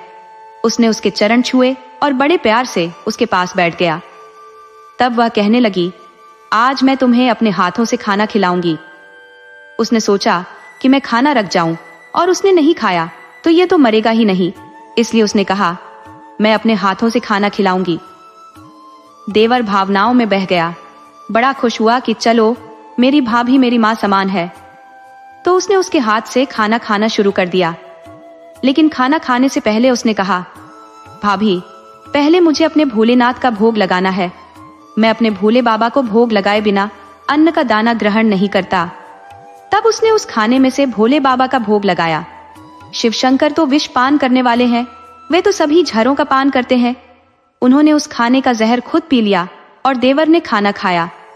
भाभी बड़ी कुटिल मुस्कान के साथ हंसती हुई वहां से चल दी, सोचती हुई कि थोड़ी देर में देवर मर जाएगा, इसकी खबर घर आ जाएगी। वह घर चली गई और इंतजार करने लगी। उसका पति घर आया तो वह बड़ी खुश थी। पति ने पूछा, क्या बात है, बड़ी खुश नजर आ रही हो?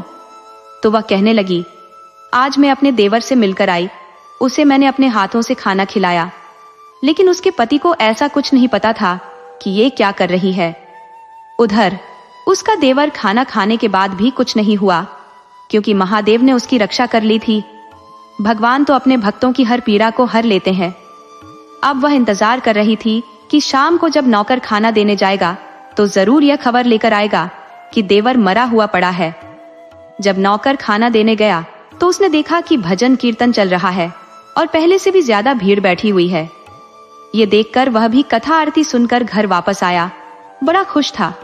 उसने बताया कि बड़ा अच्छा सत्संग चल रहा था, भैया बड़ी अच्छी कहानी सुना रहे थे, लोगों की पंगत बैठी हुई थी। ये सुनकर भाभी कहने लगी, क्या वह कहानी सुना रहे थे, कथा सुना रहे थे, भजन कर रहे थे? वह हैरान थी, ऐसा कैसे हो सकता है? तब उसका पति बोला, हाँ वह तो भगवान की भक्ति में लीन रहता है, उससे क्या।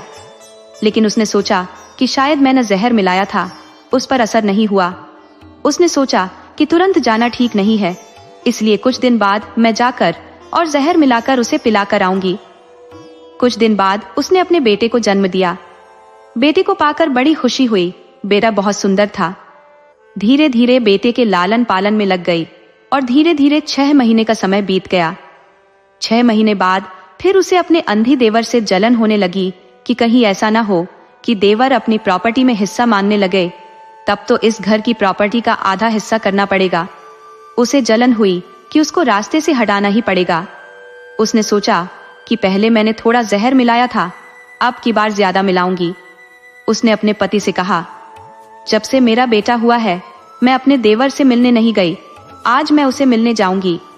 उसका पति बोला, ठीक है, खुशी से जाओ। वह बोली, मैं खाली हाथ नहीं जाऊंगी, आज मैं उसके लिए बढ़िया सी दूध की खीर बनाकर लेकर जाऊंगी, अच्छे अच्छे मेवे डालूंगी। पति बड़ा खुश हुआ।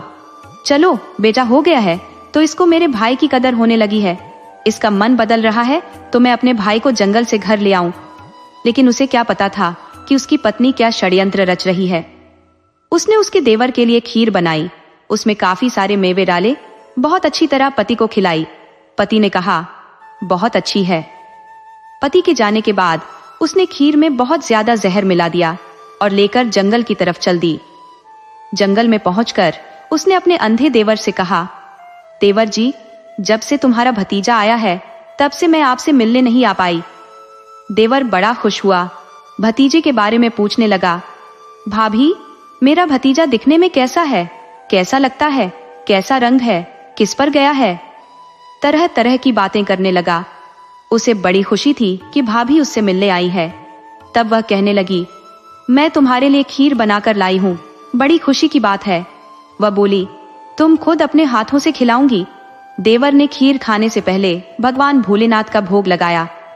भगवान भोलेनाथ और माता पार्वती यह देखकर अचंभित थे कि भाभी अपने देवर को मारने पर तुली हुई है और देवर अपनी भाभी को मां समान समझता है। तभी महादेव और पार्वती माता ने एक ब्राह्मण और ब्राह्मणी का रूप बनाया और वहां पर प्रकट हो गए। तभी उसने देवर को खीर खिलाने की कोशिश की, लेकिन तुरंत ही ब्राह्मण और ब्राह्मणी ने कहा, सेठानी जी, आपका बच्चा बड़ी जोर जोर से रो रहा है, उसको कुछ हो गया है, लोगों की भीड़ आपके घर जुटी हुई है, आप तुरंत जाइए। ये सुनते ही वह खीर का कटोरा फेंककर उल्टे पांव घर की तरफ भागी। जब वह घर पहुंची तो सच में लोगों की भीड़ इकट्ठा थी। उसने अपने बच्चे को उठाया, देखा तो बच्चा कुछ नहीं बोल रहा था। बच्चे के मुंह से झाग निकल रही थी, शरीर नीला पड़ गया था। ये देखकर वह रोने लगी, मेरे बच्चे को क्या हो गया? अभी तो मैं इसको छोड़कर गई थी, इतने में इसको क्या हो गया? उसका पति काम पर गया था और लोग कहने लगे कि हमारे बच्चे को किसी की नजर लग गई है। लेकिन उसका क्रोध फूट पड़ा, वह अपने देवर को गाली देने लगी। यह सब कुछ उस अंधी की वजह से हुआ है। मैं उसे खाना देने गई और मेरे बच्चे की यह हालत हो गई। लेकिन उसके पति ने उसे समझाया, मेरे भाई का क्या दोष है, तुम्हारा बच्चा तो घर पर था। लेकिन बच्चे के मुंह से झाग निकल रही थी, शरीर नीला पड़ गया था। ये देखकर उसकी बोलती बंद हो गई, क्योंकि वह जानती थी कि उसने जो खीर बनाई थी उसमें जहर था और शायद बच्चे ने उसमें से थोड़ा खा लिया होगा। दरअसल जब वह खीर लेकर गई थी तो घर में जो बर्तन था उसमें थोड़ी खीर रह गई थी और बच्चा खेल रहा था। उसने थोड़ी सी खीर अपने मुंह में डाल ली, जिससे बच्चे के प्राण पखेरु उड़ गए। लेकिन वह अपने ऊपर संदेह नहीं आने देना चाहती थी, इसलिए उसने अपने देवर को भला बुरा कहना शुरू कर दिया। जब उसका भाई अपने छोटे भाई के पास पहुंचा और रोने लगा, भैया मेरे बच्चे को पता नहीं क्या हो गया है, उसके मुंह से झाग निकल रहे हैं। तो अंधा भाई कहने लगा, तुम तो महादेव के परम भक्त हो, उनसे प्रार्थना करो कि मेरे बच्चे को ठीक कर दो। तब अंधा भाई कहने लगा, भैया मैं अभी भगवान से प्रार्थना करूंगा कि हमारे घर के चिराग को ठीक कर दे। अब वह अंधा भाई जोर जोर से ढोलक बजाने लगा, भजन गाने लगा, उसका गला बैठने लगा, लेकिन वह नहीं रुका। ढोलक बजाते बजाते उसके हाथों से खून आने लगा, लेकिन वह नहीं रुका। उसे तो अपने भतीजे की जान की परवाह थी। उसका सत्या देखकर भगवान भोलेनाथ सशरीर प्रकट हो गए और कहने लगे, पुत्र क्या मांगते हो, वरदान लो, मैं तुम्हारी भक्ति से बड़ा प्रसन्न हूँ। अंधा भाई बोला, बाबा मुझे कुछ नहीं चाहिए, बस हमारे घर के चिराग को ठीक कर दो, मेरे भाई की संतान को जीवित कर दो, वरना मेरे भाई मुझे दोष देंगे। भगवान कहने लगे, ठीक है, तुम्हारा पुत्र ठीक हो जाएगा। यह कहकर वे अंतर्धान हो गए। तभी उसका बड़ा भाई आया और कहने लगा, बच्चा ठीक हो गया। ये सुनकर वे भगवान की जय जयकार करने लगे। लेकिन तभी उसकी नजर पड़ गई जो खीर का कटोरा था, जिसे उसकी पत्नी लेकर आई थी। उसने देखा कि एक कुत्ता था, उसने खीर खाई और मर गया। उसके मुंह से भी वही झाग निकल रही थी। तब उसने अपने भाई से पूछा, ये खीर तुमने खाई क्या? वह कहने लगा, भाभी मुझे खिलाने वाली थी, लेकिन तभी गांव से एक आदमी और औरत आए।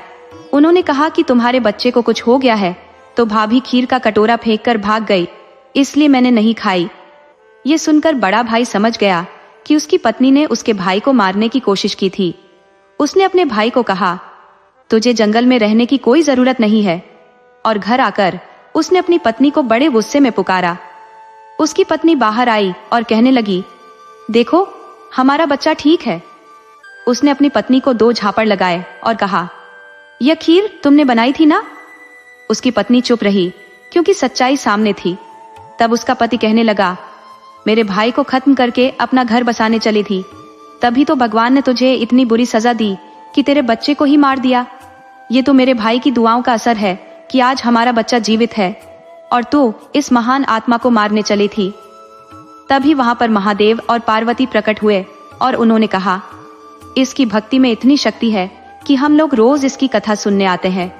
और उन्होंने आशीर्वाद दिया और अंधे भाई की आंखें ठीक हो गई। अब उसकी भाभी महादेव से क्षमा याचना करने लगी।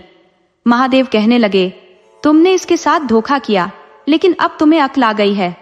उसका पति कहने लगा, मैं इस दुष्ट पत्नी को घर में नहीं रखूंगा। लेकिन अंधा भाई, जिसकी अब आंखें ठीक हो गई थी, कहने लगा, भैया यह हमारे घर की इज्जत है, हमारी लक्ष्मी है, मेरी माँ के समान है। उसने अपनी भाभी को माफ कर दिया। उसके बाद सब लोग सुखपूर्वक उस घर में रहने लगे। कुछ दिनों बाद अंधे भाई, जो अब देख सकता था, उसका विवाह एक अच्छी लड़की से कर दिया गया। अब उनके दिन बड़े मजे से गुजर रहे थे। हे भोलेनाथ, जैसे तुमने उस अंधे लड़के पर दया की, वैसे ही सब पर दया करना।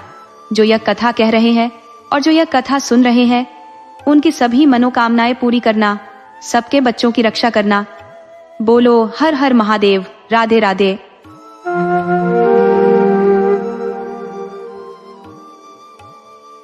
बहुत समय पहले की बात है। एक छोटे से गांव में 2 परम मित्र बसते थे। दोनों की मित्रता ऐसी प्रगाढ़ थी कि वे हर घड़ी एक दूसरे के साथ रहते थे। उनका नाम सेवाराम और मोतीलाल था। अपनी आजीविका चलाने के लिए दोनों कपड़े बेचने का काम करते थे।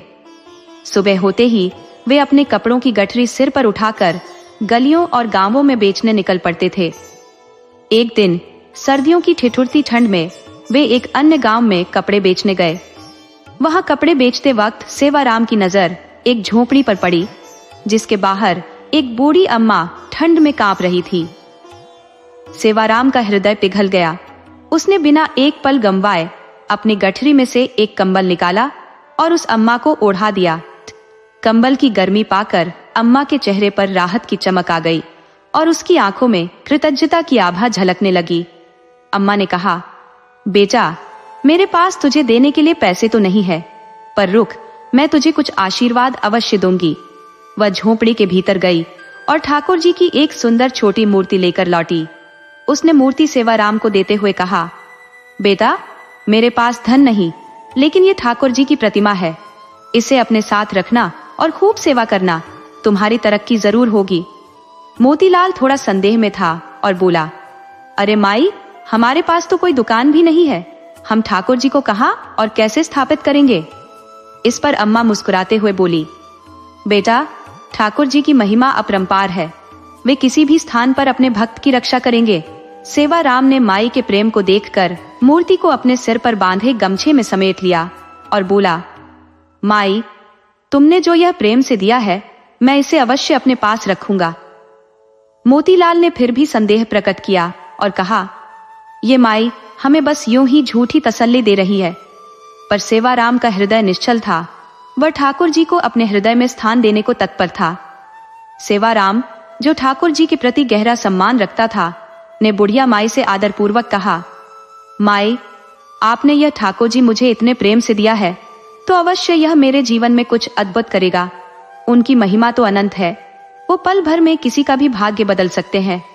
सेवाराम ने ठाकुर जी की मूर्ति को अपने गमछे में समेट लिया और हृदय से लगाकर रख लिया। बुढ़िया माई ने उन्हें ढेरों आशीर्वाद देना शुरू कर दिया। उसकी आवाज में वात्सल्य और अपार स्नेह छलक रहा था। जब तक दोनों दोस्त उसकी दृष्टि से ओझल नहीं हुए, वह निरंतर आशीर्वाद देती रही। माई के आशीर्वाद से अभिभूत दोनों मित्र अपने काम में लग गए। उसी दिन जैसे चमत्कार ही हो गया, उनकी कपड़ों की गठरी पूरी तरह बिक गई और उन्होंने खूब मुनाफा कमाया। इस सफलता से प्रेरित होकर उन्होंने सोचा, हर दिन पैदल चलने से हम थक जाते हैं और सीमित गांवों तक ही पहुंच पाते हैं। इसी सोच से दोनों ने उस दिन के मुनाफे से साइकिल खरीद ली। सेवाराम ने साइकिल की टोकरी में ठाकुर जी की प्रतिमा को सम्मान पूर्वक रख दिया और जहां भी वे जाते, ठाकुर जी उनके साथ होते। धीरे धीरे उनके व्यवसाय में इतना प्रगति हुई कि उनकी बिक्री में भी वृद्धि हो गई। अब उनकी मेहनत और ठाकुर जी की कृपा से दोनों ने मिलकर एक दुकान किराए पर ले ली। दुकान के कोने में ठाकुर जी के लिए एक छोटा सा मंदिर स्थापित किया गया। सेवाराम ठाकुर जी की नियमित पूजा करता और अपनी हर चिंता उनसे बांटता। समय के साथ उनका व्यवसाय तेजी से बढ़ने लगा और उन्होंने अपनी खुद की दुकान खरीद ली। उनके पास कपड़ों की बड़ी बड़ी कंपनियों के ऑर्डर आने लगे और उन्होंने बड़े बड़े शोरूम्स खोल लिए। अब दोनों दोस्तों का नाम क्षेत्र के बड़े उद्योगपतियों में गिना जाने लगा। वे एक दूसरे से कहते, जब हमारे पास कुछ भी नहीं था, तब ठाकुर जी के आशीर्वाद ने हमें समृद्ध बना दिया है। सेवाराम और मोतीलाल अपनी इस सफलता का श्रेय ठाकुर जी को ही देते थे और अपनी मेहनत को कभी नहीं भूलते थे। एक दिन सेवाराम की तबीयत थोड़ी नासाज थी, तो वह देर से दुकान पहुंचा। मोतीलाल ने उसे देखकर कहा, दोस्त, आज तुम इतनी देर से क्यों आए? तुम्हारे बिना दुकान का एक एक पल काटना मुश्किल हो जाता है। तुम्हारे बिना दुकान पर दिल लगता ही नहीं, मोतीलाल ने कुछ मायूस होकर कहा। सेवाराम मुस्कुराते हुए बोला, अरे मोतीलाल, इतनी चिंता क्यों करते हो? मैं कहीं जा नहीं रहा हूँ। अगर कभी चला भी जाऊं तो ठाकुर जी है ना यहाँ। ये कहकर सेवाराम फिर अपने काम में व्यस्त हो गया। पहले दोनों के घर दुकान के नजदीक ही थे, लेकिन अब दोनों ने दुकान से काफी दूर आलीशान महल नुमा घर बना लिए थे, क्योंकि अब वे बड़े व्यापारियों में गिने जाते थे। सेवाराम के 2 पुत्र थे जिनकी शादियां हो चुकी थी। दूसरी ओर मोतीलाल का एक बेटा और एक बेटी थी। बेटे की शादी हाल ही में संपन्न हुई थी और अब उसकी बेटी की शादी की तैयारी शेष थी। धीरे धीरे उम्र के साथ सेवाराम की सेहत में गिरावट आने लगी, जिससे अब वह दुकान पर देर से आने लगा। एक दिन सेवाराम को देखकर मोतीलाल बोला, भैया, अगर तबीयत सही नहीं है तो थोड़ा आराम कर लिया करो। देर से आओ पर आना जरूर, तुम्हारे बिना मन नहीं लगता। यह सुनकर सेवाराम ने सहमति में सिर हिलाया। फिर एक दिन दोपहर करीब 12 बजे सेवाराम दुकान पर आया। उस दिन उसके चेहरे पर एक अनोखी चमक थी, चाल में एक खास मस्ती और होठों पर हल्की सी मुस्कान। आकर वह गद्दी पर बैठ गया। मोतीलाल ने मुस्कुराते हुए कहा, भैया, आज तो तुम्हारी सेहत काफी अच्छी लग रही है। हाँ भैया, सेहत अब साथ नहीं देती, इसीलिए मैंने निर्णय लिया है कि आज से मैं केवल दोपहर 12 बजे आऊंगा और शाम 5 बजे तक ही दुकान पर बैठूंगा, सेवाराम ने गंभीरता से कहा। मोतीलाल ने गहरी सांस लेते हुए कहा, कोई बात नहीं, जैसे तुम्हारी मर्जी, लेकिन रोज आना जरूर, तुम्हारे बिना दुकान सोने लगती है। अब सेवाराम रोजाना ठीक 12 बजे आता और 5 बजे तक दुकान में अपनी उपस्थिति दर्ज करवाकर चला जाता। उसके चेहरे पर बीमारी का कोई लक्षण नहीं दिखता था, परंतु मोतीलाल को उस पर पूरा विश्वास था। उसे लगता था कि उसका सच्चा मित्र कभी छल नहीं कर सकता, इसलिए उसने उससे कोई सवाल नहीं किया। सेवाराम निष्ठावान और कर्मठ था, किसी भी कार्य में कभी पीछे नहीं हटता, न ही कभी किसी को धोखा देता। इन गुणों ने ही उनकी वर्षों पुरानी मित्रता को मजबूत बनाए रखा था। फिर एक दिन मोतीलाल की बेटी की शादी पक्की हो गई। विवाह का निमंत्रण देने के लिए वह सेवाराम के घर पहुंचा। वहां उसने सेवाराम के बेटे, बहू और पत्नी को देखा, लेकिन सेवाराम कहीं नहीं दिखा।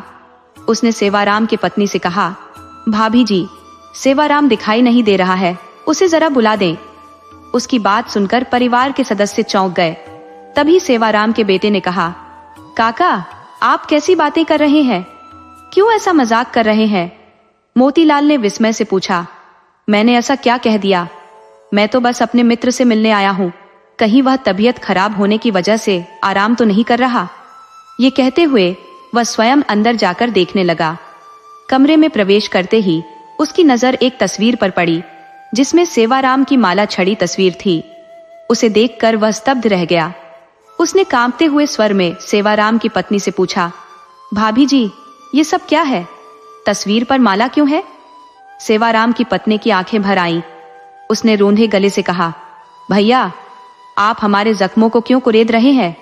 मोतीलाल कुछ समझ ही नहीं पाया। तभी सेवाराम का बेटा आगे बढ़ा और बोला, काका, आपको नहीं पता, पिताजी को गुजरे हुए 6 महीने हो चुके हैं। यह सुनते ही मोतीलाल के पैरों तले जमीन खिसक गई। उसे लगा जैसे उसके ऊपर आकाश टूट पड़ा हो। वह एक तक खड़ा रह गया, मानो उसकी दुनिया ही बिखर गई हो। उसके लिए यह समझ पाना असंभव सा हो गया था कि ऐसा कैसे संभव है। रोज ही तो सेवाराम दुकान पर आता था, हालांकि अब उसकी तबीयत ठीक नहीं रहती थी, इसलिए वह थोड़ी देर से दोपहर 12 बजे आता और 5 बजे तक रुकता था। तभी सेवाराम की पत्नी बोली, आपको सच में नहीं मालूम? हर महीने आप हमारे हिस्से का मुनाफा देने हमारे घर तो आते ही हो। मोतीलाल ने आश्चर्यचकित होते हुए कहा, भाभी जी, आप ये क्या कह रही हैं? पिछले 6 महीनों से तो मैं आपकी दोगुनी राशि देकर जा रहा हूँ। सेवाराम की पत्नी ने दोबारा वही बात कही, लेकिन मोतीलाल का सर घूमने लगा। उसे समझ नहीं आया कि यह सब कैसे हो सकता है। उसने सोचा, 6 महीने से तो मैं खुद उनके घर जा रहा हूँ मुनाफा देने।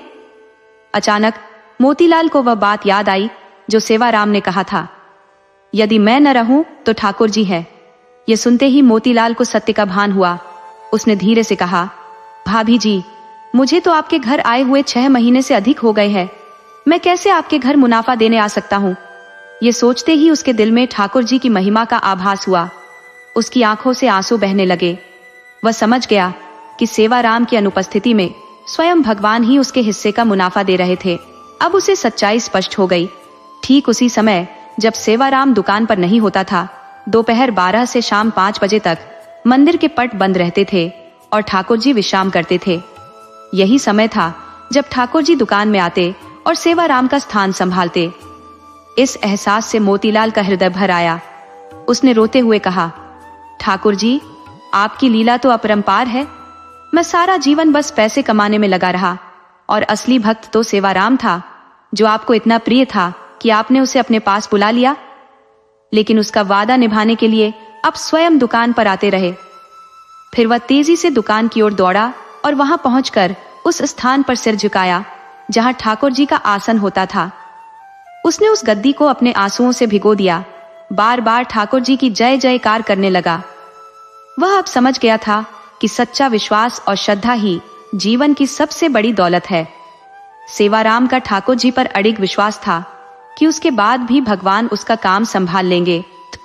इसीलिए हमें भी अपने जीवन के हर कार्य में यही आस्था रखनी चाहिए कि उसकी डोरी जब ठाकुर जी के हाथ में होती है तो वह हमें कभी निराश नहीं करेंगे।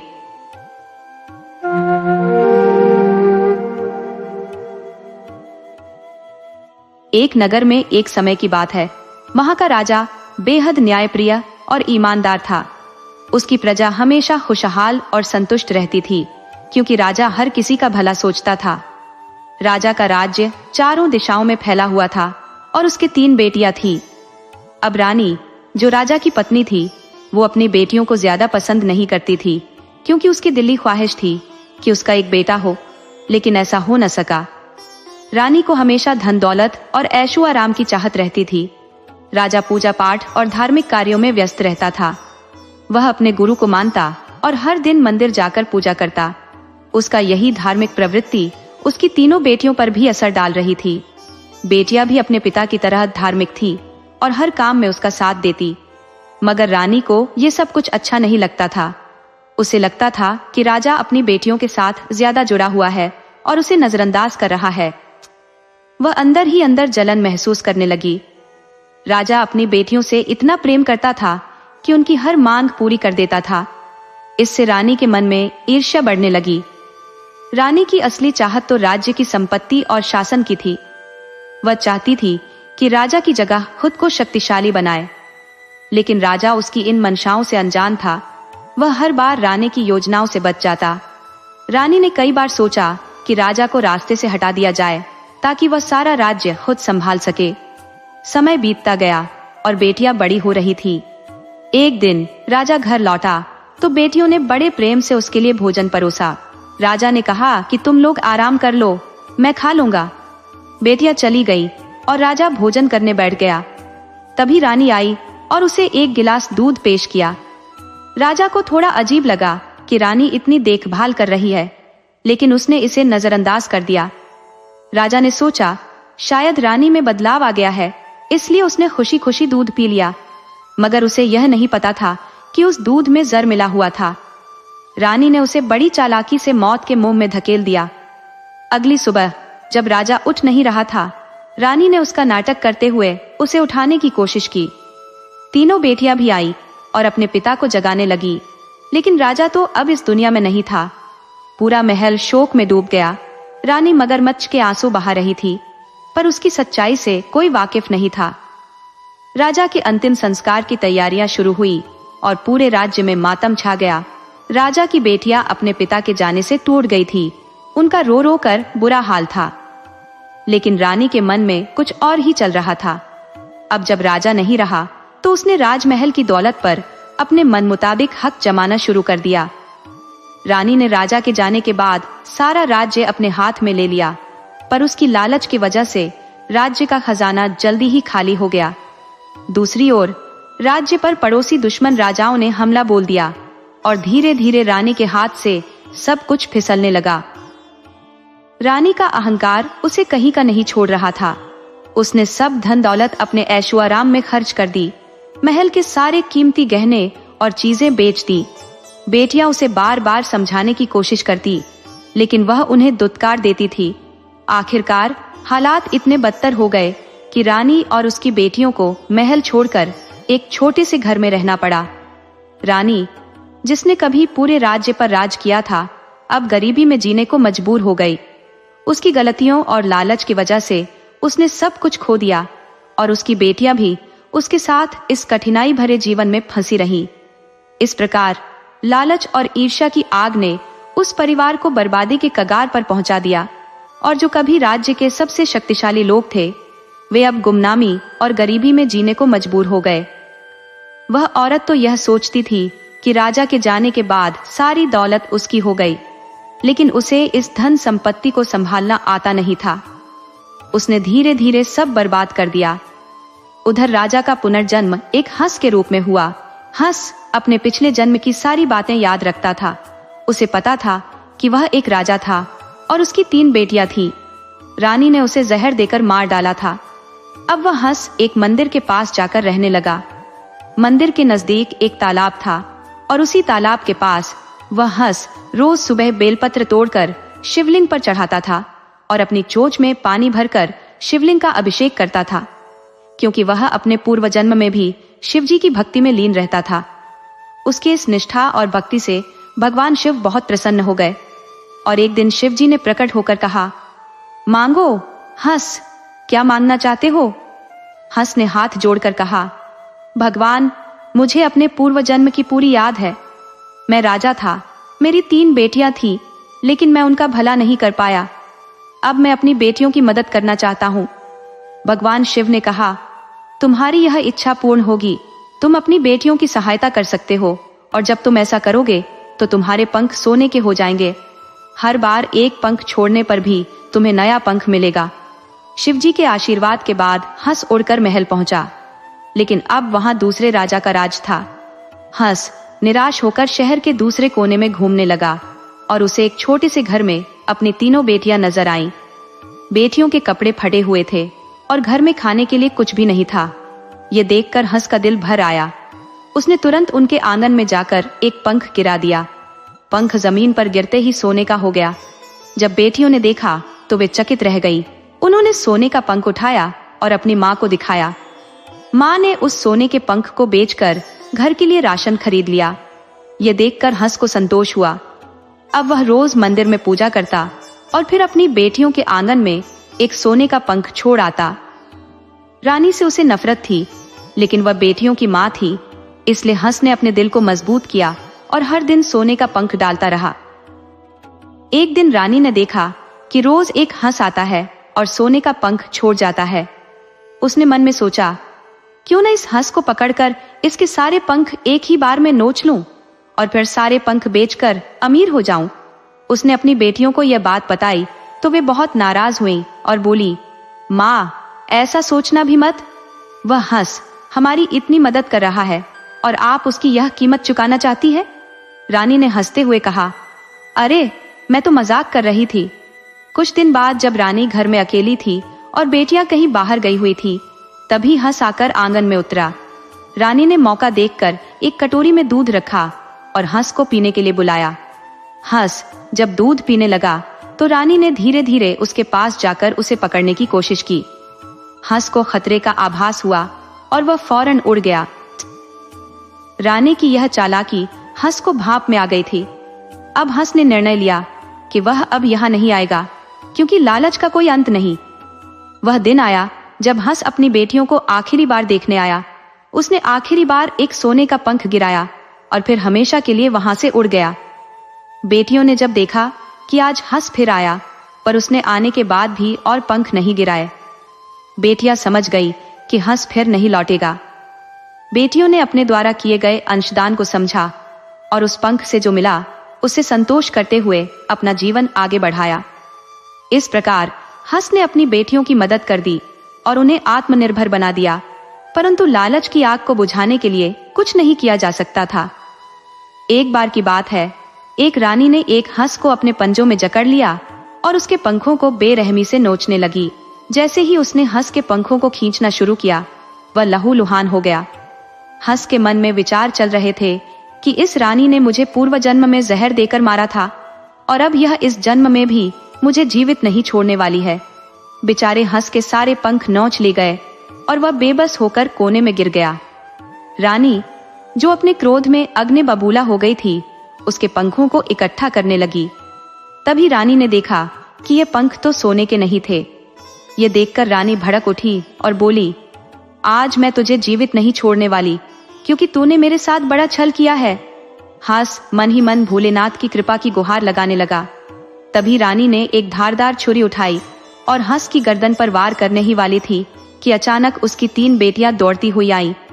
बेटियों ने रानी को पकड़ लिया और कहा, माँ, तुमने क्या किया? जो हंस हमें इस दरिद्रता से बाहर निकालने की कोशिश कर रहा था, उसके साथ तुमने इतना घृणित व्यवहार किया। यदि हमारे पिता जीवित होते तो वह इस हंस को पालते, उसे खाना देते और इज्जत देते। तुमने उस हंस को इतनी बेरहमी से क्यों घायल किया? तीनों बहनों ने अपनी माँ को डांटा और हंस के घावों पर उपचार करने के लिए जड़ी बूटियां लाई। बेटियों ने हंस के लिए पेस्ट बनाकर उसके जख्मों पर लगाया। तब हंस ने उनसे कहा, मुझे उस मंदिर में ले चलो जहां मैं अपने प्राणों की रक्षा के लिए प्रार्थना कर सकूं। बेटियां उसे लेकर मंदिर गई। हंस ने वहां जाकर भोलेनाथ से विनती की, अपनी चोंच से बेलपत्र तोड़े और जल चढ़ाया। भोलेनाथ उसकी प्रार्थना से अत्यंत प्रसन्न हुए और कहा, हंस, तुम ठीक हो। भोलेनाथ की कृपा से हंस के घाव भर गए और नए पंख उग आए। जब हंस ने भोलेनाथ से प्रार्थना की, उसने कहा, हे भगवान, कृपया मेरी बेटियों की रक्षा करें। इस दुष्ट रानी ने मुझे पूर्व जन्म में जहर देकर मारा था और अब यह इस जन्म में भी मुझे मारने पर तुली हुई है। उसकी बेटियां यह सब सुन रही थी और उन्होंने हंस से पूछा, आप कौन है? हंस ने उत्तर दिया, मैं तुम्हारे पूर्व जन्म का पिता हूँ। तुम्हारे माँ ने मुझे दूध में जहर देकर मारा था। यह सुनकर बेटियों का क्रोध बढ़ गया। वे घर लौटकर अपनी माँ के पास गई, जो उस समय राज्य पर काबिज थी। उन्होंने कहा, हमारा पिता राजा हंस है, जो इस जन्म में हंस के रूप में पैदा हुआ है। वह मनुष्य की भाषा समझता है और हमारी माँ ने उसे पूर्व जन्म में ही जहर देकर मार दिया था। राजा ने रानी को कारागार में डाल दिया। जब उसे पता चला कि वह राजा हंस है, तो उसने अपना राज्य भी वापस लौटा दिया, ये कहते हुए कि जब राजा है तो मुझे बिना राजा के राज्य का अधिकार नहीं है। तब राजा ने उन तीनों बेटियों और हंस को राज्य सौंप दिया। तीनों बेटियां अपने पिता राजा हंस को सिंहासन पर बिठाने लगी, लेकिन राजा हंस ने कहा, बेटिया, इस जन्म में मैं एक पक्षी हूँ, मैं राजपाट कैसे चला सकता हूँ? बेटिया बोली, पिताजी, आप बस हमें मार्गदर्शन करें, हम खुद ही शासन का कार्यभार संभाल लेंगे। राजा हंस ने उनके आत्मविश्वास को देखकर प्रसन्नता व्यक्त की और भोलेनाथ का बारंबार धन्यवाद किया। राजा ने रानी को कैद में डाल दिया ताकि वह अपनी करने का फल भोगे। राजा अब सोचने लगा कि उसकी तीनों बेटियां विवाह योग्य हो गई हैं। उन्होंने उनके लिए योग्य राजकुमारों की खोज शुरू की और तीनों बेटियों की शादी धूमधाम से कर दी गई। अब वे तीनों रानियां बन गई और अपने पिता राजा हंस की सेवा करती। राज्य में रानी बनकर तीनों बेटियों ने राजा हंस का खूब ध्यान रखा। उनका राज्य और भी विस्तारित हुआ और राजा के अच्छे शासन के कारण प्रजा भी उन्हें अत्यंत सम्मान देती थी। सभी लोग राजा हंस और उनकी बेटियों के प्रति स्नेह और श्रद्धा व्यक्त करते थे। राज्य में सुख समृद्धि का आगमन हुआ और सभी ने मिलकर भोलेनाथ की पूजा की। राजा हंस और उनकी बेटियों ने मिलकर रानी के समर्पण के साथ जीवन व्यतीत किया। उन्होंने मन में यह भी संकल्प लिया कि सभी जीवों की रक्षा करेंगी, क्योंकि उनके पिता एक समय में राजा रह चुके थे। उनकी खुशहाल जिंदगी अब हर दिशा में फैल गई। राजा हंस और उनकी बेटियों की संगति ने पूरे राज्य को एक परिवार की तरह जोड़ दिया। अब उनकी सुखदायी कहानियां हर घर में गूंजने लगी और सभी ने यह संकल्प लिया कि वे भी भगवान की कृपा के प्रति समर्पित रहेंगे।